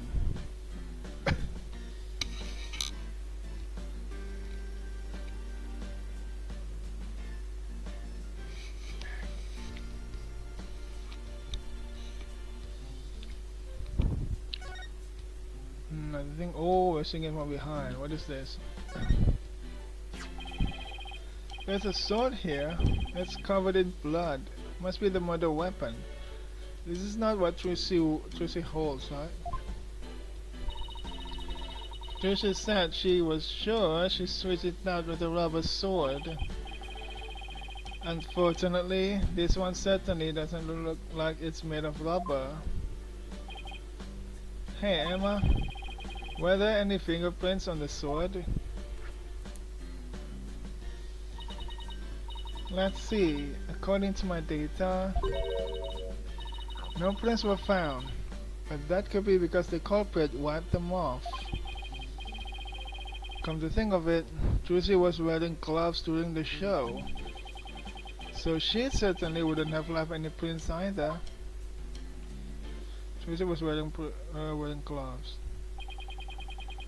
Something isn't right. It just doesn't make any sense. What's the matter, Apollo? You're making that weird thinking face again. Is this thinking face always weird? Oh. How did what should have been a rubber sword get switched with a metal one? Plus, the timing of that dragon set piece falling down. Wasn't that just a little too convenient? Something just isn't sitting right. Ground control to Major Apollo! Can you hear me, Major Apollo? Theta! I think I've got it! I think somebody switched Trucy's rubber sword for the metal one. Huh? To pin the murder on her. So someone switched the swords? But when could they have done that?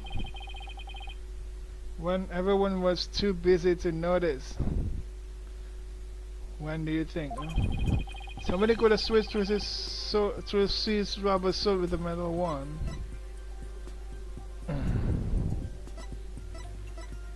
After the set piece fell,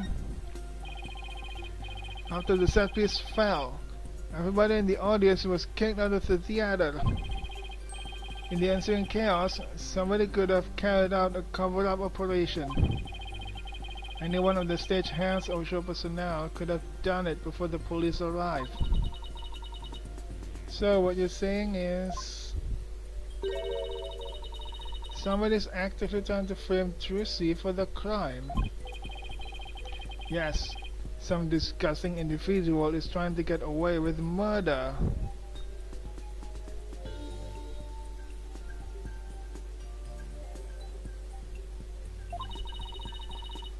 So it's someone related to the show.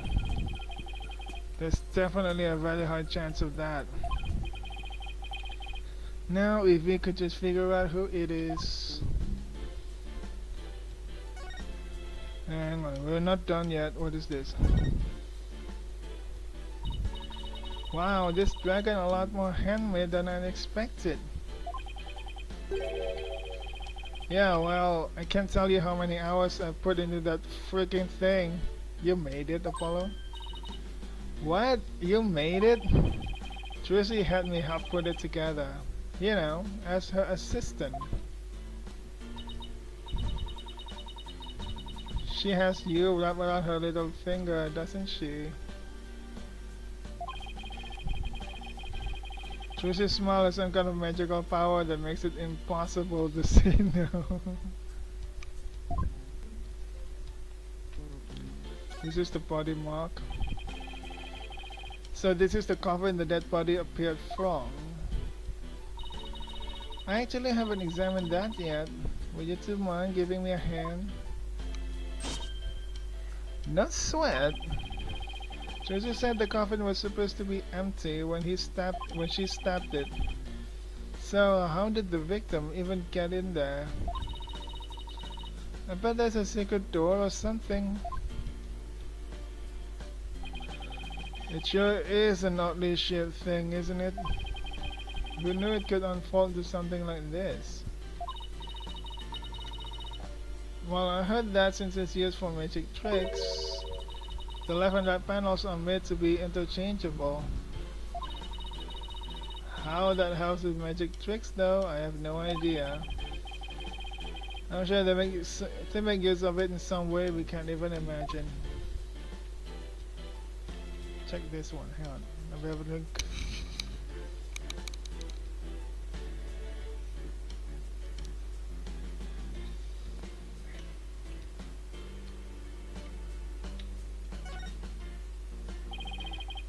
Outline, huh? So this is where the body was. Tuesday wasn't holding the sword at this time, eh?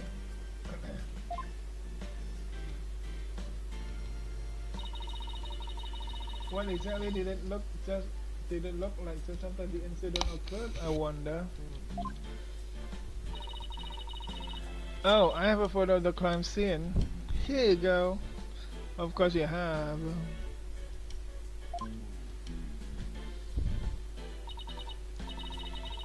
Oh wow, it looks like he was stabbed in the back. Yes, that's definitely what killed him. What's this thing around his waist? It's a stunt harness. Stunt wire can be attached to it so the person can float and fly through the air. Come to think of it, he did fly in Act 1, didn't he? You're right, he did. There's a harness around his waist for stunt wire. So the fact that he flew must be important. I'm sure of it. Wait a minute. It looks like the bottom of the coffin opens too. Oh, a secret door. Let's try opening it. Well, look at that.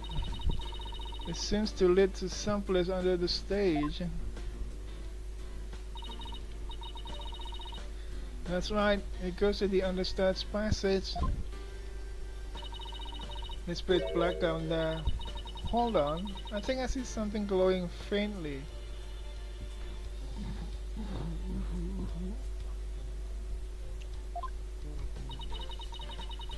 It's hard to make anything out from up here. If you try to go down there, the magicians will get mad at you. Apparently there are things down there that will give away the secrets behind their tricks.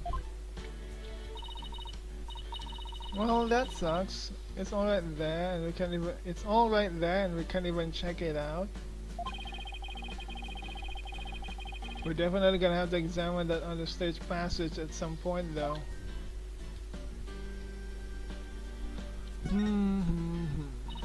Apollo, look! There's a secret door in the back panel of the coffin. Do you think Mr. Leos could have entered the coffin through here? If he could have done it without Trucy noticing, then maybe. It's like two magicians trying to out-magic one another right under each other's noses.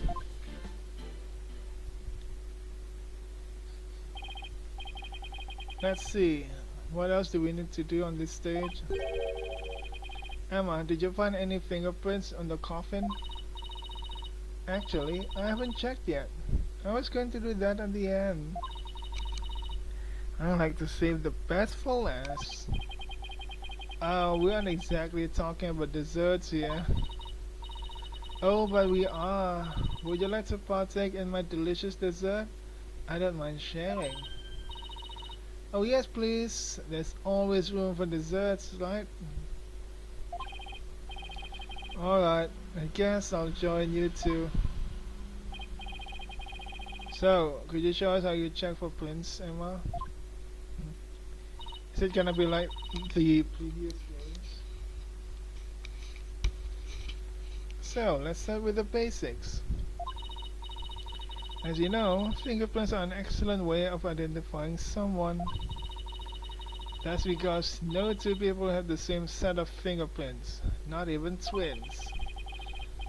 So if we find any prints on the coffin, that might lead us to the killer. If the culprit was dumb enough to leave prints behind, sure.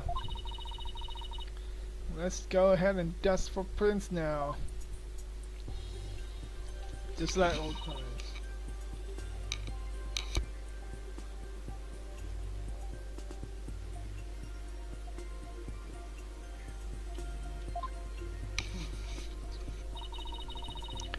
This looks like a promising spot.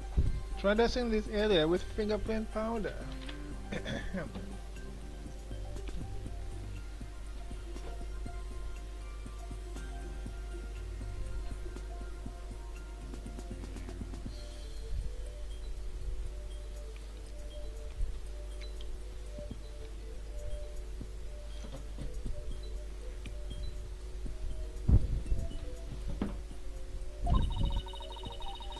Move the cursor around and keep pressing space until it's totally covered in powder.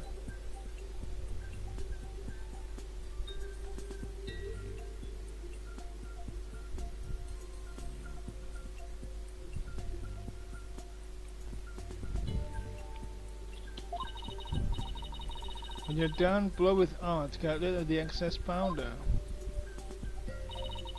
The powder in this bottle is all we have to work with. If you run out, try blowing the area. Any excess powder will be returned to the bottle. Alright, I think I'm ready to give it a try. So now there's a limit, huh?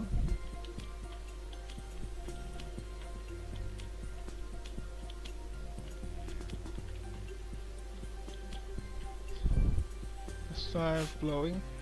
Oh, found something over here.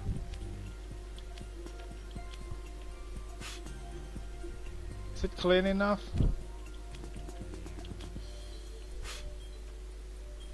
Come on, is this not clean enough?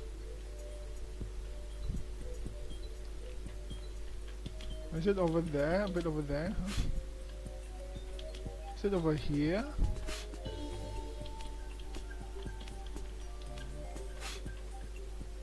You know what, let's try the other parts, if that is not good enough. See? You found some prints. Looks like the fingers of somebody's left hand. Now let's start comparing these with the ones we have on file. First, use the analyze mode with Q to select a print. Next, select the print you want to analyze and confirm it with space. I've got a pretty clear print here. I wonder whose it is. I have the print of everyone involved in the case right here. Just choose the person whose prints you would like to compare the sample against. Was that Mr. Badger, huh? Well, the last person who was in the coffin was Mr. Rios.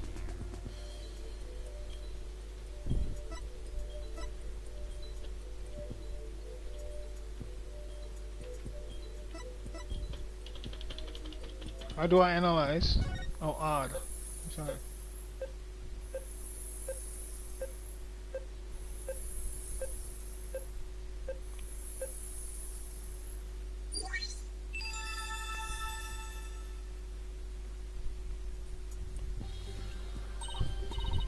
Bingo! Looks like the prints belong to the deceased, Mr. Rios. Well, if we found prints here, maybe you can find them elsewhere on the coffin too. Wait, that was the left end, so this is gonna be the right end.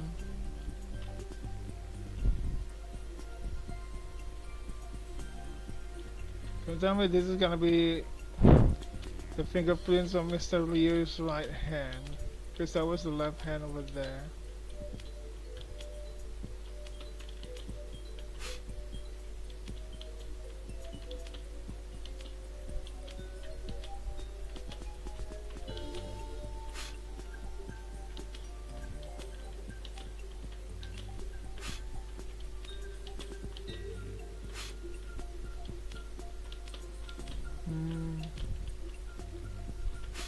Come on, is it not clear enough?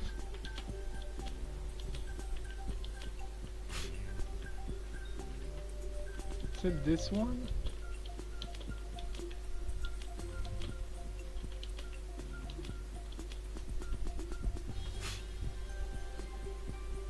Maybe this one?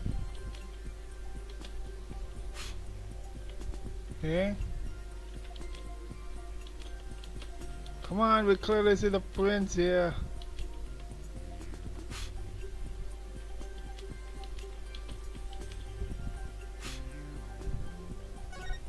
Oh, I have to do it manually now. There, I found some. I thought it's gonna automatically go to investigation mode.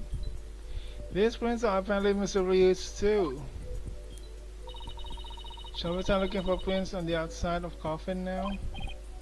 Yeah, let's. This time we'll be able to rotate the coffin and look at it from different angles. They'll give you a chance to examine it thoroughly. You can just turn the coffin in which way you like.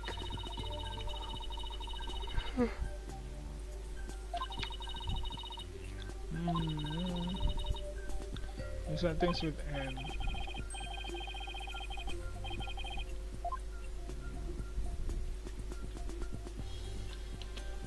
It's gonna be something down here. Nope.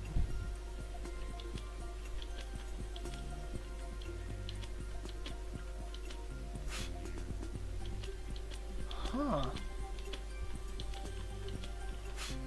There's nothing over here. I'm gonna try somewhere here.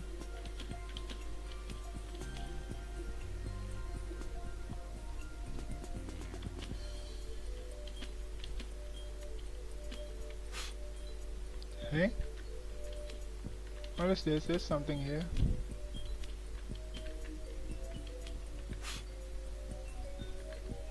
Oh, is it my imagination?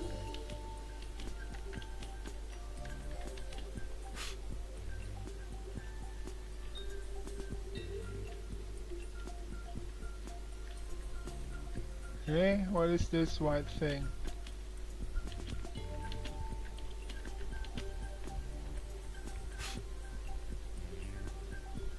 Just blow it up and it's all gone.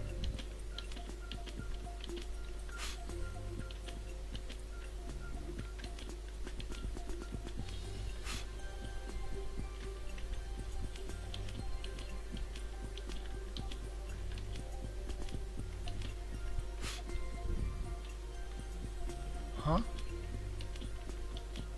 What are these?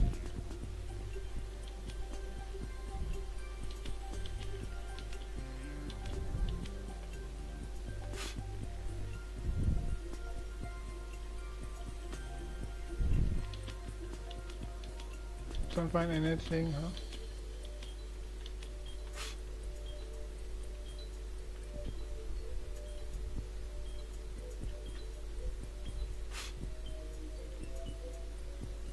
We got scratches for whatever reason. Was there any prints? Right down here?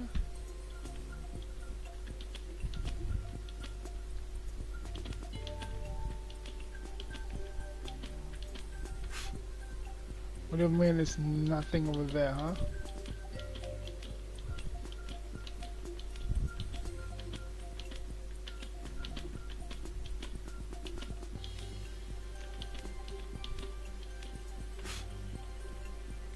Huh? That's weird, I don't find anything around here.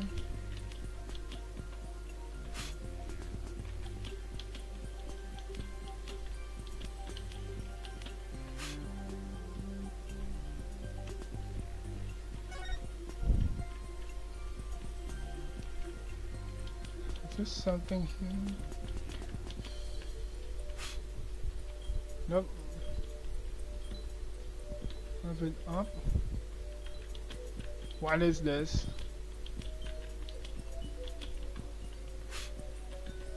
Found something.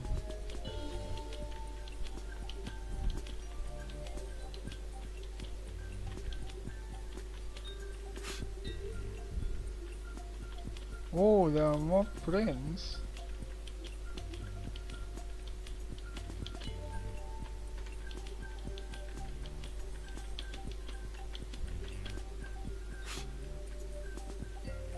Let's go. It looks like there's something else. We said the fingerprints. Now there's gonna be. It looks like another print.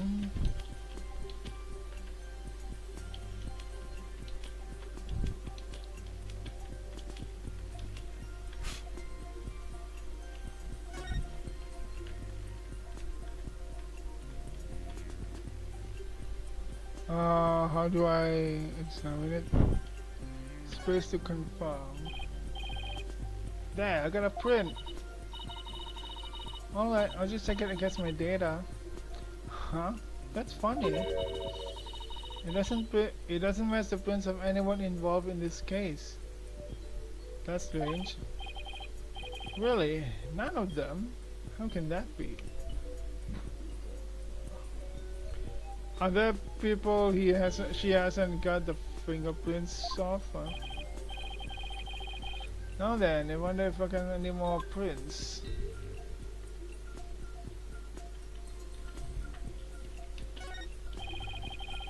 I'm sorry. Switch to dusting.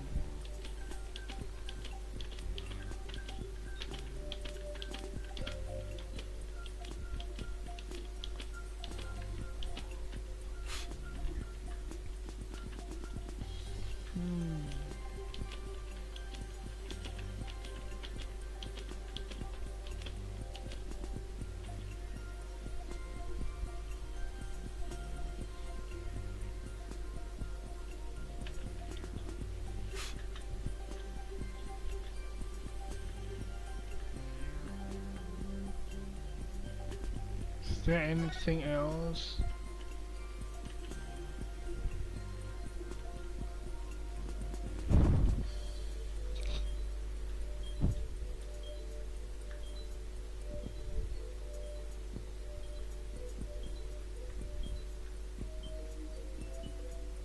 Oh.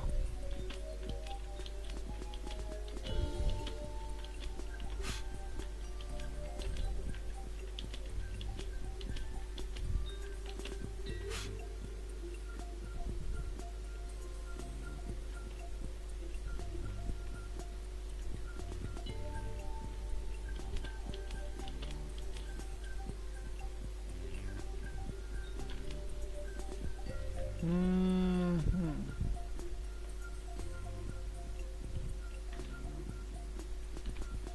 Yeah. Just oh shit. This is gonna take some time.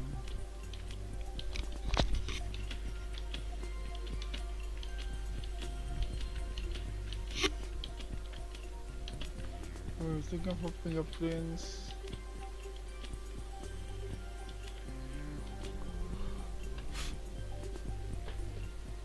Nothing.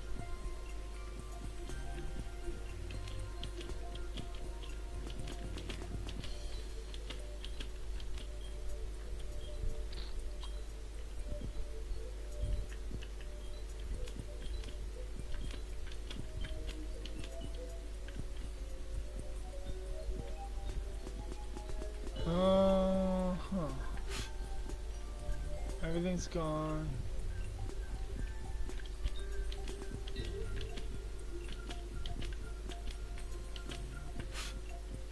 Okay.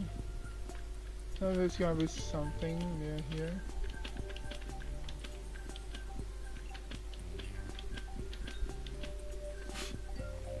Oh.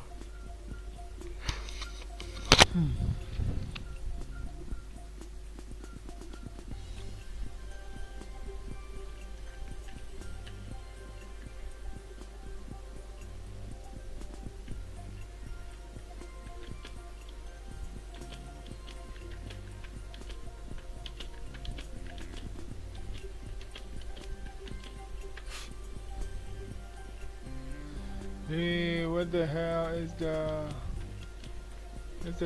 salary raise for teachers?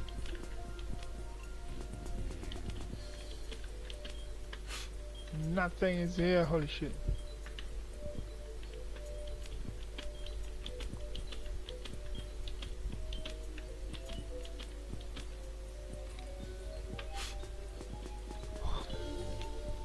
I'm bad at this spot. What is this?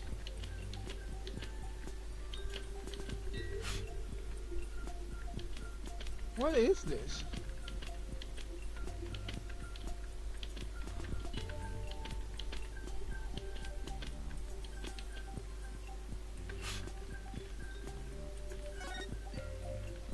Maybe this is...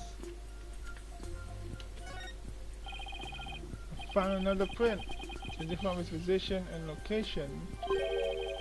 It might have made when someone put these lids on the coffin. I see now. There's one put during so when someone put the lid on.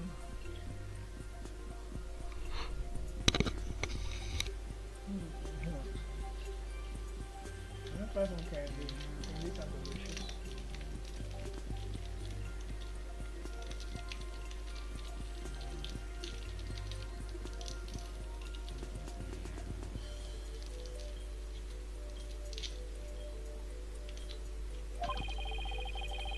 After Josie had gotten into the coffin,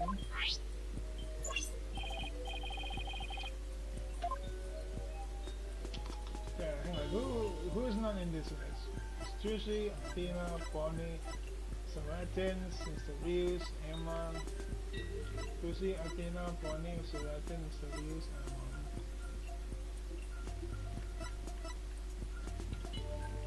Who's not on the list?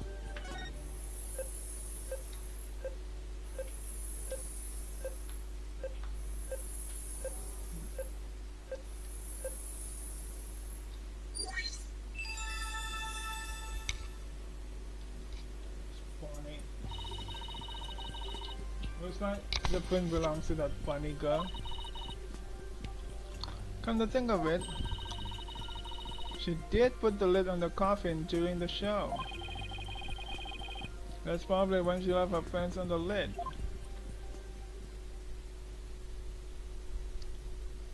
Finally. It looks like that's about all the prints we're going to find. To sum everything up, the prints we found belong to the victim, Mr. Rios, the bunny assistant Bonnie, and some third unidentified person. But that's strange. We didn't see anybody else up there on that stage during the show. We didn't, so how did this other person? Does this mean some outsider was up there? Somebody unrelated to the show? That's gonna be a wild accusation. If we're going to point our fingers at someone not related to the show.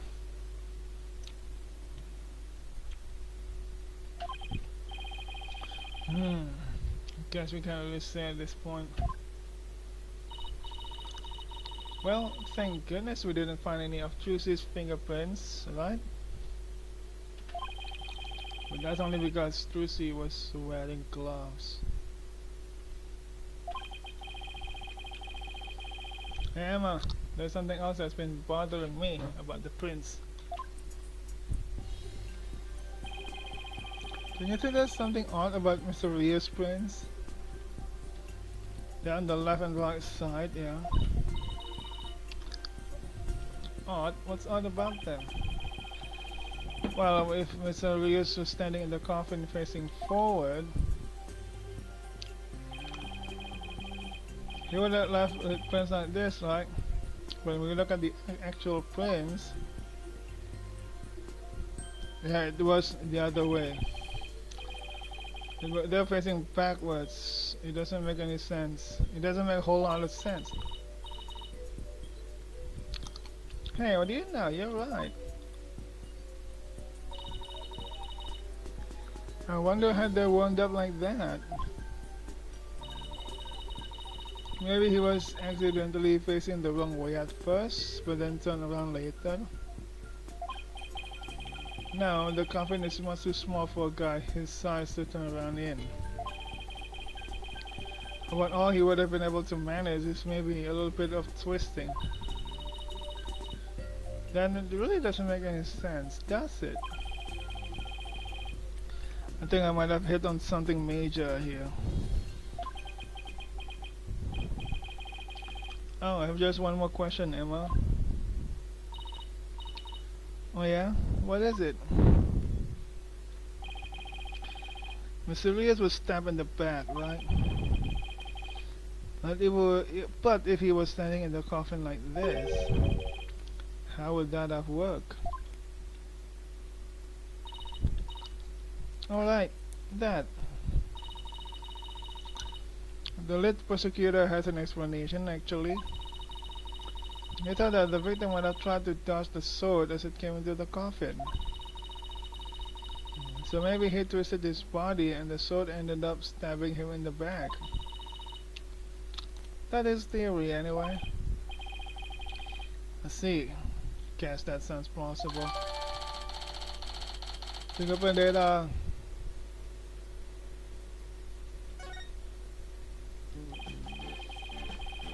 Well, I guess that's about wraps up our investigation of the stage. Actually, there's still the area behind that curtain. Don't you want to know what's back there? Sure do, but Emma told us not to move or touch anything, remember?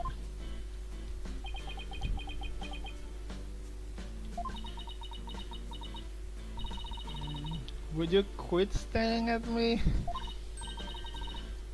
Fine, I'll go open it for you. Wow, look at you, flaunting your lady killer eyes. Ah ha ha, I have my ways. I'm only doing this so I won't get charged with animal abuse for not throwing you a bone. I guess puppy eyes can be just as effective.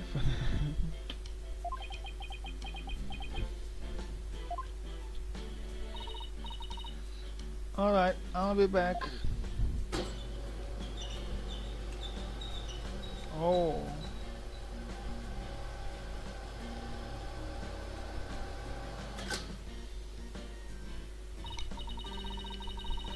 Well, go on and investigate to your heart's consent. But before you go moving anything, I know, we'll be sure to ask first. Oh, by the way, Just examine the backstage to move to the area beyond the curtain. And you got investigating.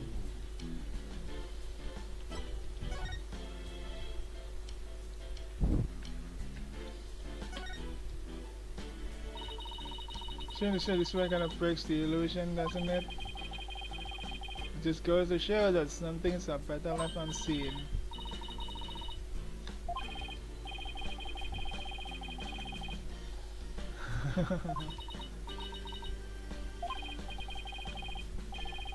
Let's go examine the backstage area.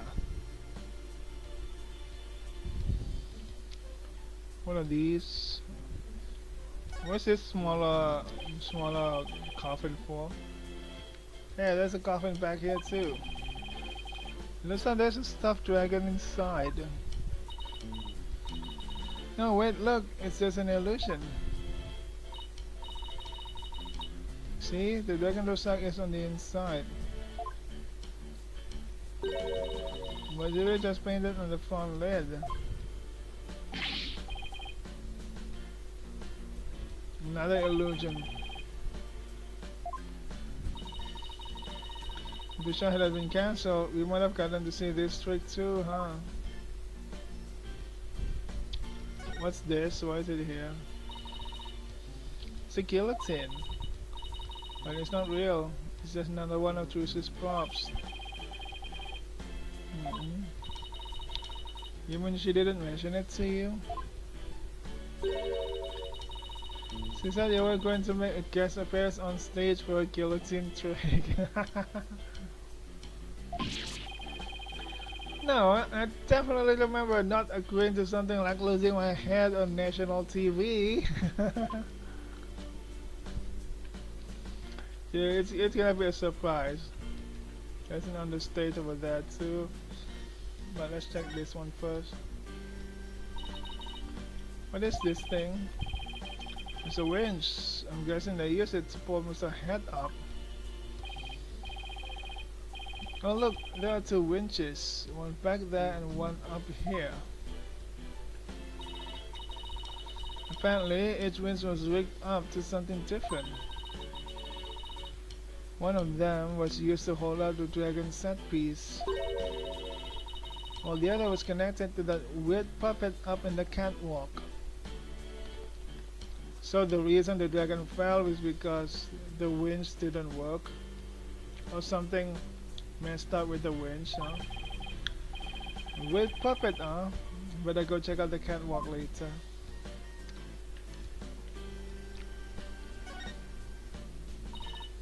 A dustpan, a broom, and a bucket.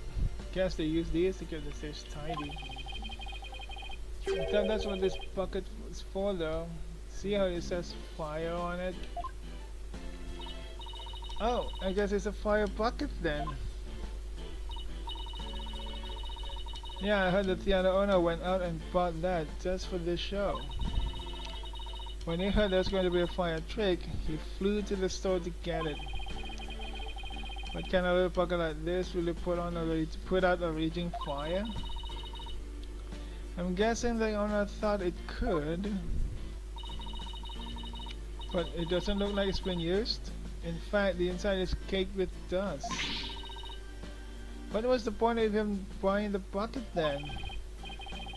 Wait a minute, that means nobody actually prepared for the fire trick after all. I have a feeling this might be an important bit of information. A bucket to be used in case of fire.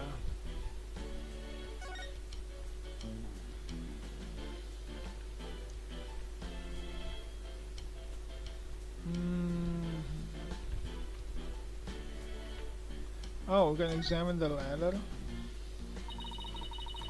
It looks like this ladder leads to the catwalk overhead. Do I really have to go up there? Why don't you go up and check it out, Athena? I'm sure you'll like the air up there. Huh? Where did you get that idea from? Wait a minute. Are you saying I'm an airhead? How good can you get?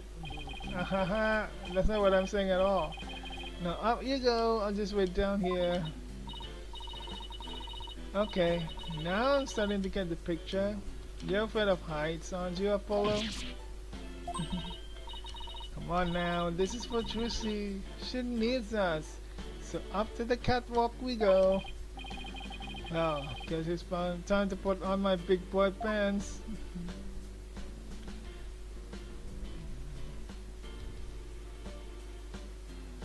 Oh, that's it. Hmm. Are you alright, Apollo? You're white as a sheet. Ha ha ha, I'm for fine! Don't look down, Justice. Don't look down. Those green things over there look like cushions. I guess one of them was used to absorb the force of impact when Mr. Head zipped into it. Green thing? Oh, let's go check it out. Way over there. Hang on. I want to go to the bathroom again.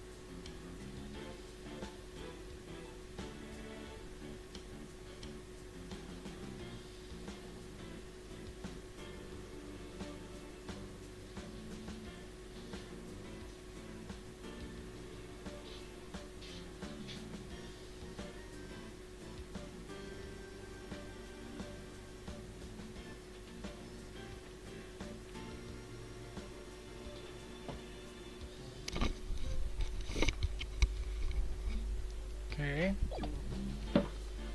Let's do this, Apollo. Check the Mr. Hat. What's that? Look, Apollo, it's Mr. Hat. He's attached to a wire. Actually, didn't Juicy say something like they quickly raised Mr. Head up by wire into a cushion on the catwalk? Maybe the stagehands pulled Mr. Head up and left him here afterwards. That wire attached to his back. It looks like it's connected to one of the winches down below. Huh? Mr. Head's cable is ripped. Is it supposed to be ripped? No, it's not. There's no way. Did that happen during the show? That's odd. It almost looks like it was slashed with a blade. How in the world did that happen? You mean the real blade goes through Mr. Hat?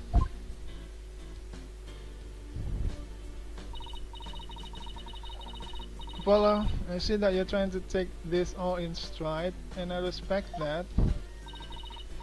But seriously, you're trembling like a newborn fawn up here. Apollo is really afraid of heights. Somehow I don't remember about it. Get it together, man. Yeah. Tell him, Widget. Tell him.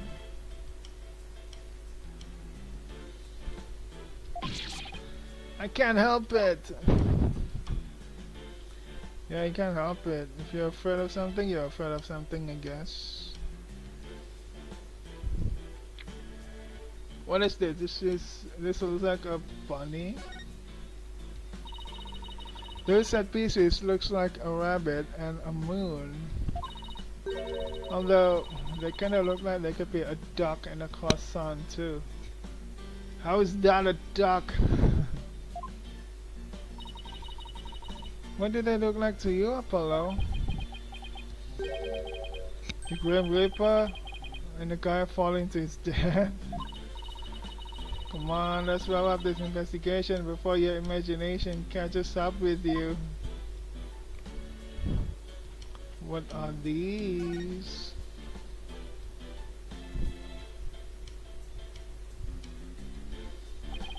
That's Mr. Head. It looks like Mr. Head is rigged to this smaller pulley. Let's see, how did it go?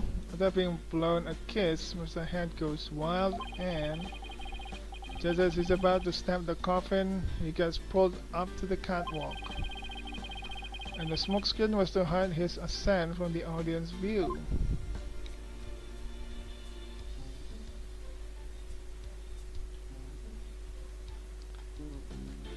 Oh, you examine this separately.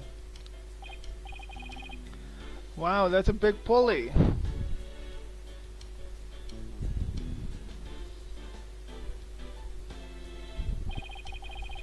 Looks like it's connected to one of the winches down below. The dragon set piece must have been hanging from this.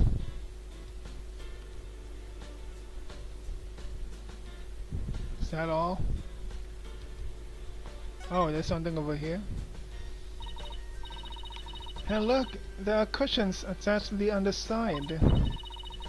Well, what are you standing way over there for? Come on over and look. You're not gonna try and push me off, are you? Seriously, Apollo? Come on, you'll be fine.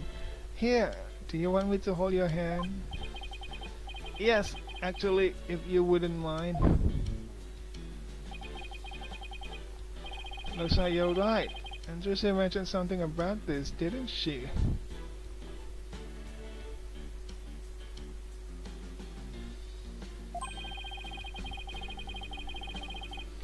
The cushion was supposed to absorb the force of impact when Mr. Head was pulled up.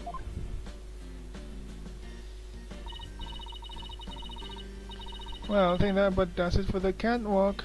Do you think we missed anything? Nope. Didn't miss a single thing. Well done here. Yes, sirree. Apollo is very enthusiastic about leaving the catwalk.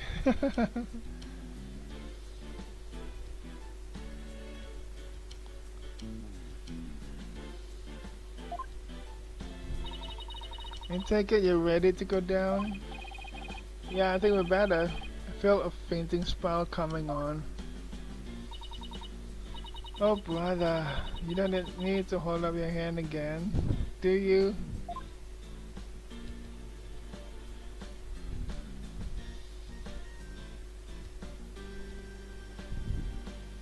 Okay, it's done up there. We're not done down here. I guess can we press the button? No.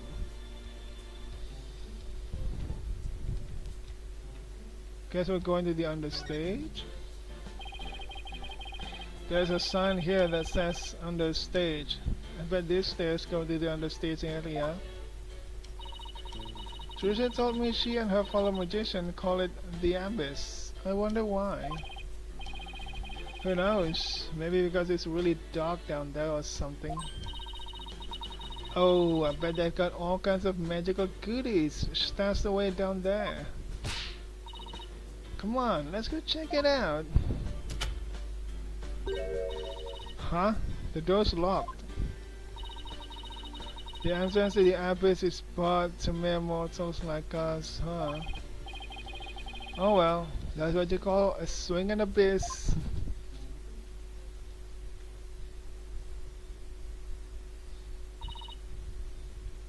All done? Pretty much. There's just one thing. The door to the understage passage was locked. Any way we can get down there? That place? They locked it up as soon as we police finished our investigation down there. If you want to check it out, you'll have to ask a magician. Well, Trish is at the detention center, so she can't help us. I guess we'll have to look for somebody else from the show. Okay, and I better get back to my own investigation. See you around. It's too bad about the understage area, but at least we learned a few things. Yeah, like one of your greatest fears. I wasn't talking about that. I meant how all the behind the scenes stuff is set up.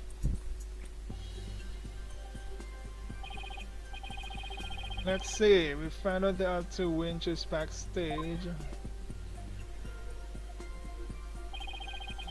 Mr. Head was linked to the first winch,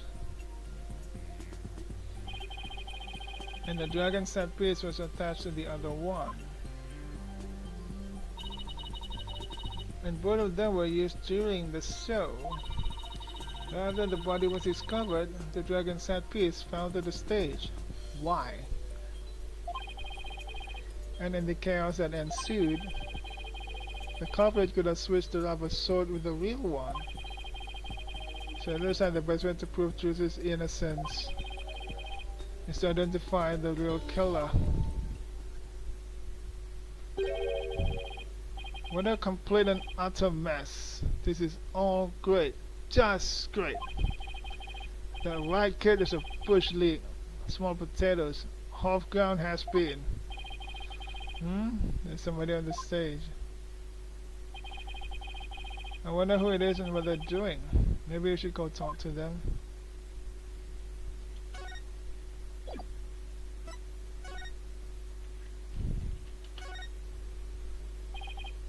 Excuse me, are you connected to the show? What? You took out a couple more headaches for me to handle? I got my hands full as it is. Hey, I remember this guy. Hey, you there? What the heck's going on? They wouldn't even let me in. Me, for crying out loud. Oh, Mr. Rattins, there was an accident during the show. An accident? Great. Just great. That's all I need right now. Do you have any idea how much money was sinking into this program? Is that man who was going over the staff in front of the theater? I never seen guys before. If I had to guess, I'd say you're not production staff. What's that I spy with my little eye? An attorney's badge. Well, how do you do? I didn't know you fine folks were lawyers. His attitude changed like 180 degrees. My business card, if you would. Charmed to make your acquaintance, I'm sure. What's with this guy? Oh, thank you. So you're from the TV station, I take it? Sharp as a tack, you are. I'm the producer of this TV special. All my idea, by the way. I'm Apollo Justice, Josie Wright's defense attorney. Josie Wright? What's that?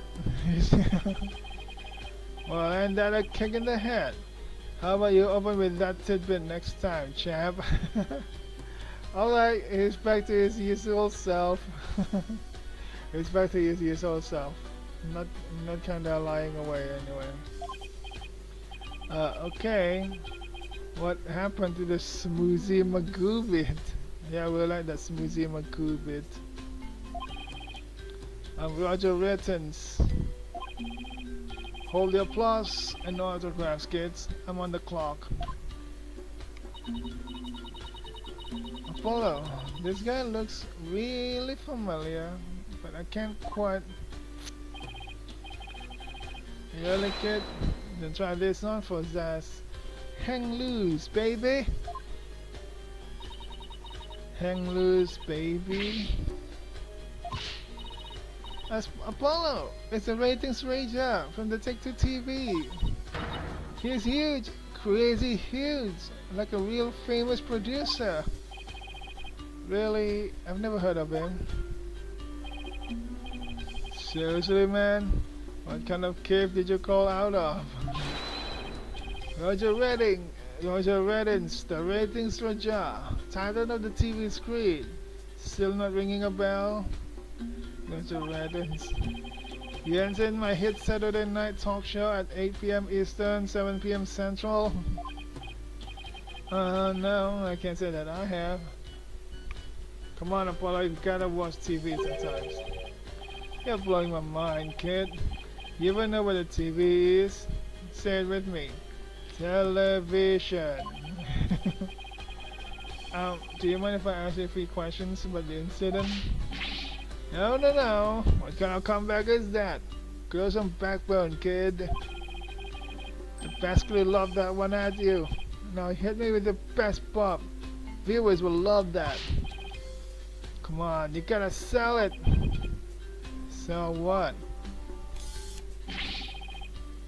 Say something funny for the nice people at home. Go on, hit me with the best shot. My best shot? We're rolling here. Hurry up before they change the channel. Chop chop. Okay, here goes. Tongue to the hand. Kapow! That's bad. Kapow? Really? And why are you pointing automatically like we're in court? I don't know. It just seemed like the thing to do.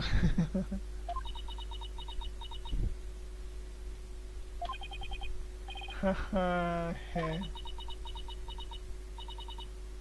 Apollo. Oof, that's going in for the cringe reel for sure. I think we're gonna agree that was a mistake. Ugh, if I choke any harder, I need the Heimlich maneuver. Yes, but not. I blame myself, really. Should have known better than to waste a good film on a nobody. So, you wanted an exclusive or what? What's your ratings?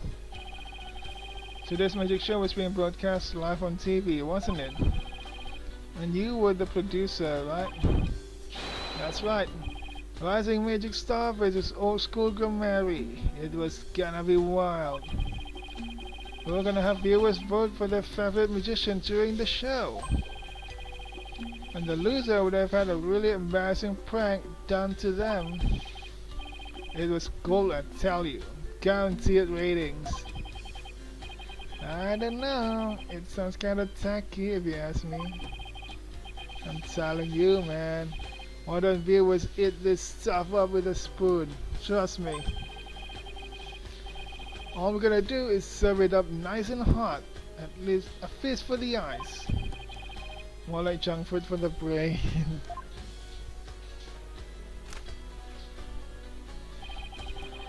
But that little brat had to go and ruin everything with that accident of hers. You have any idea how many times they dragged me over here to prepare for today? You must know this theater pretty well if you came by that often. Oh, that gives me an idea. How about this? Mad mindscape of a magical murderess. Closest comrades come clean. Tell me, has Lucy always shown signs of being unhinged? Give me the loot. When could you tell she was about ready to snap? This guy's cruising for a bruising, Apollo. As long as you don't get caught on camera.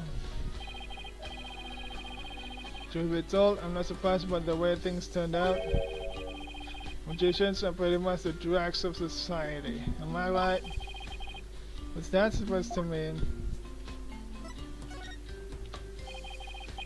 What were you doing at the time of the incident? Shooting a show in the station studio. We had a bunch of girls in bikinis wrestle each other for the camera. So you didn't see the accident as it actually happened? That's right. That's why I was shocked when I first got here. So he didn't hear about the accident until he arrived, huh? I'm guessing what you really want to know is whether or not I have an alibi. Am I right? My staff at the TV studio can vouch for me. Why not go there and ask for yourself? You can give them my card and they'll let you in. So you have an alibi, huh? Good to know.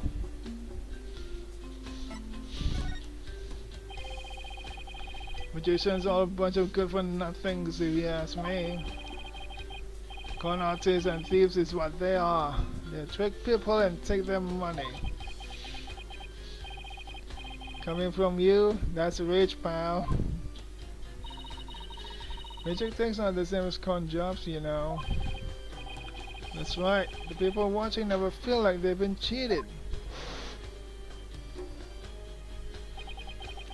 Liars spout hypocritical nonsense. Big surprise there, LL.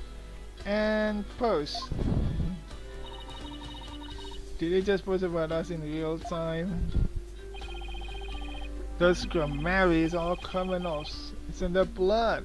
Tristan Wright ain't no different. That girl is no good. She may look all sweet and innocent, but she's a stone cold killer.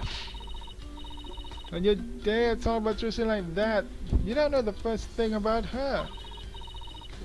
You won't find a sweeter, harder working girl anywhere. Period. She got the wool pulled over your eyes, I see. What in the world are you talking about? You'll see. I'll dig out the dirt and expose the dark heart behind that sweet smile. I'll prove those Glamary magicians all a bunch of lowlives. Does he have a grudge against Lucy? Or maybe against all of true Glamary? TV is a window to the truth. It's not like that magic stuff or the streetwise charlatans that perform it. It's a shame, a crying shame, I tell you.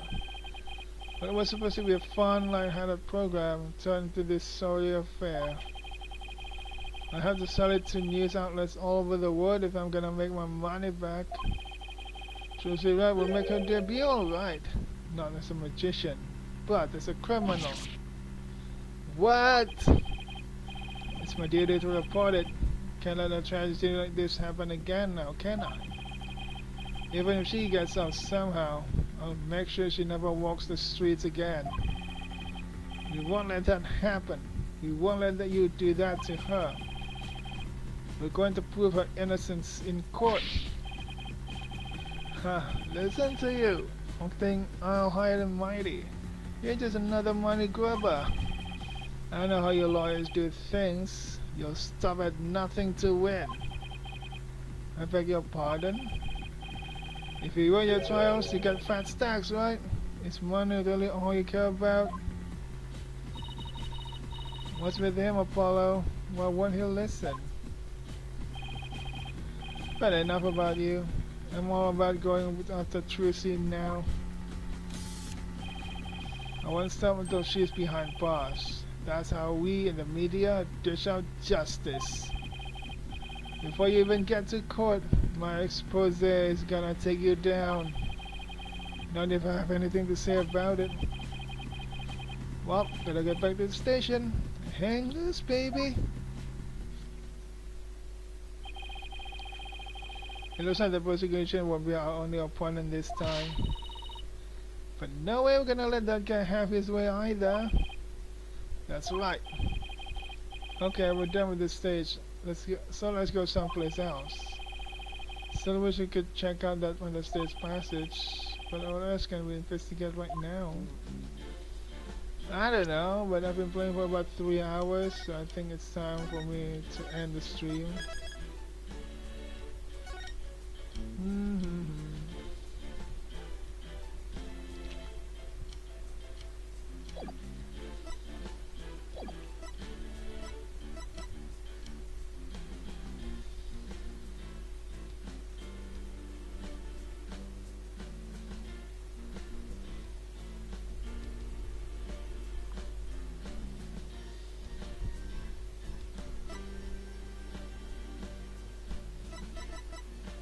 Exit.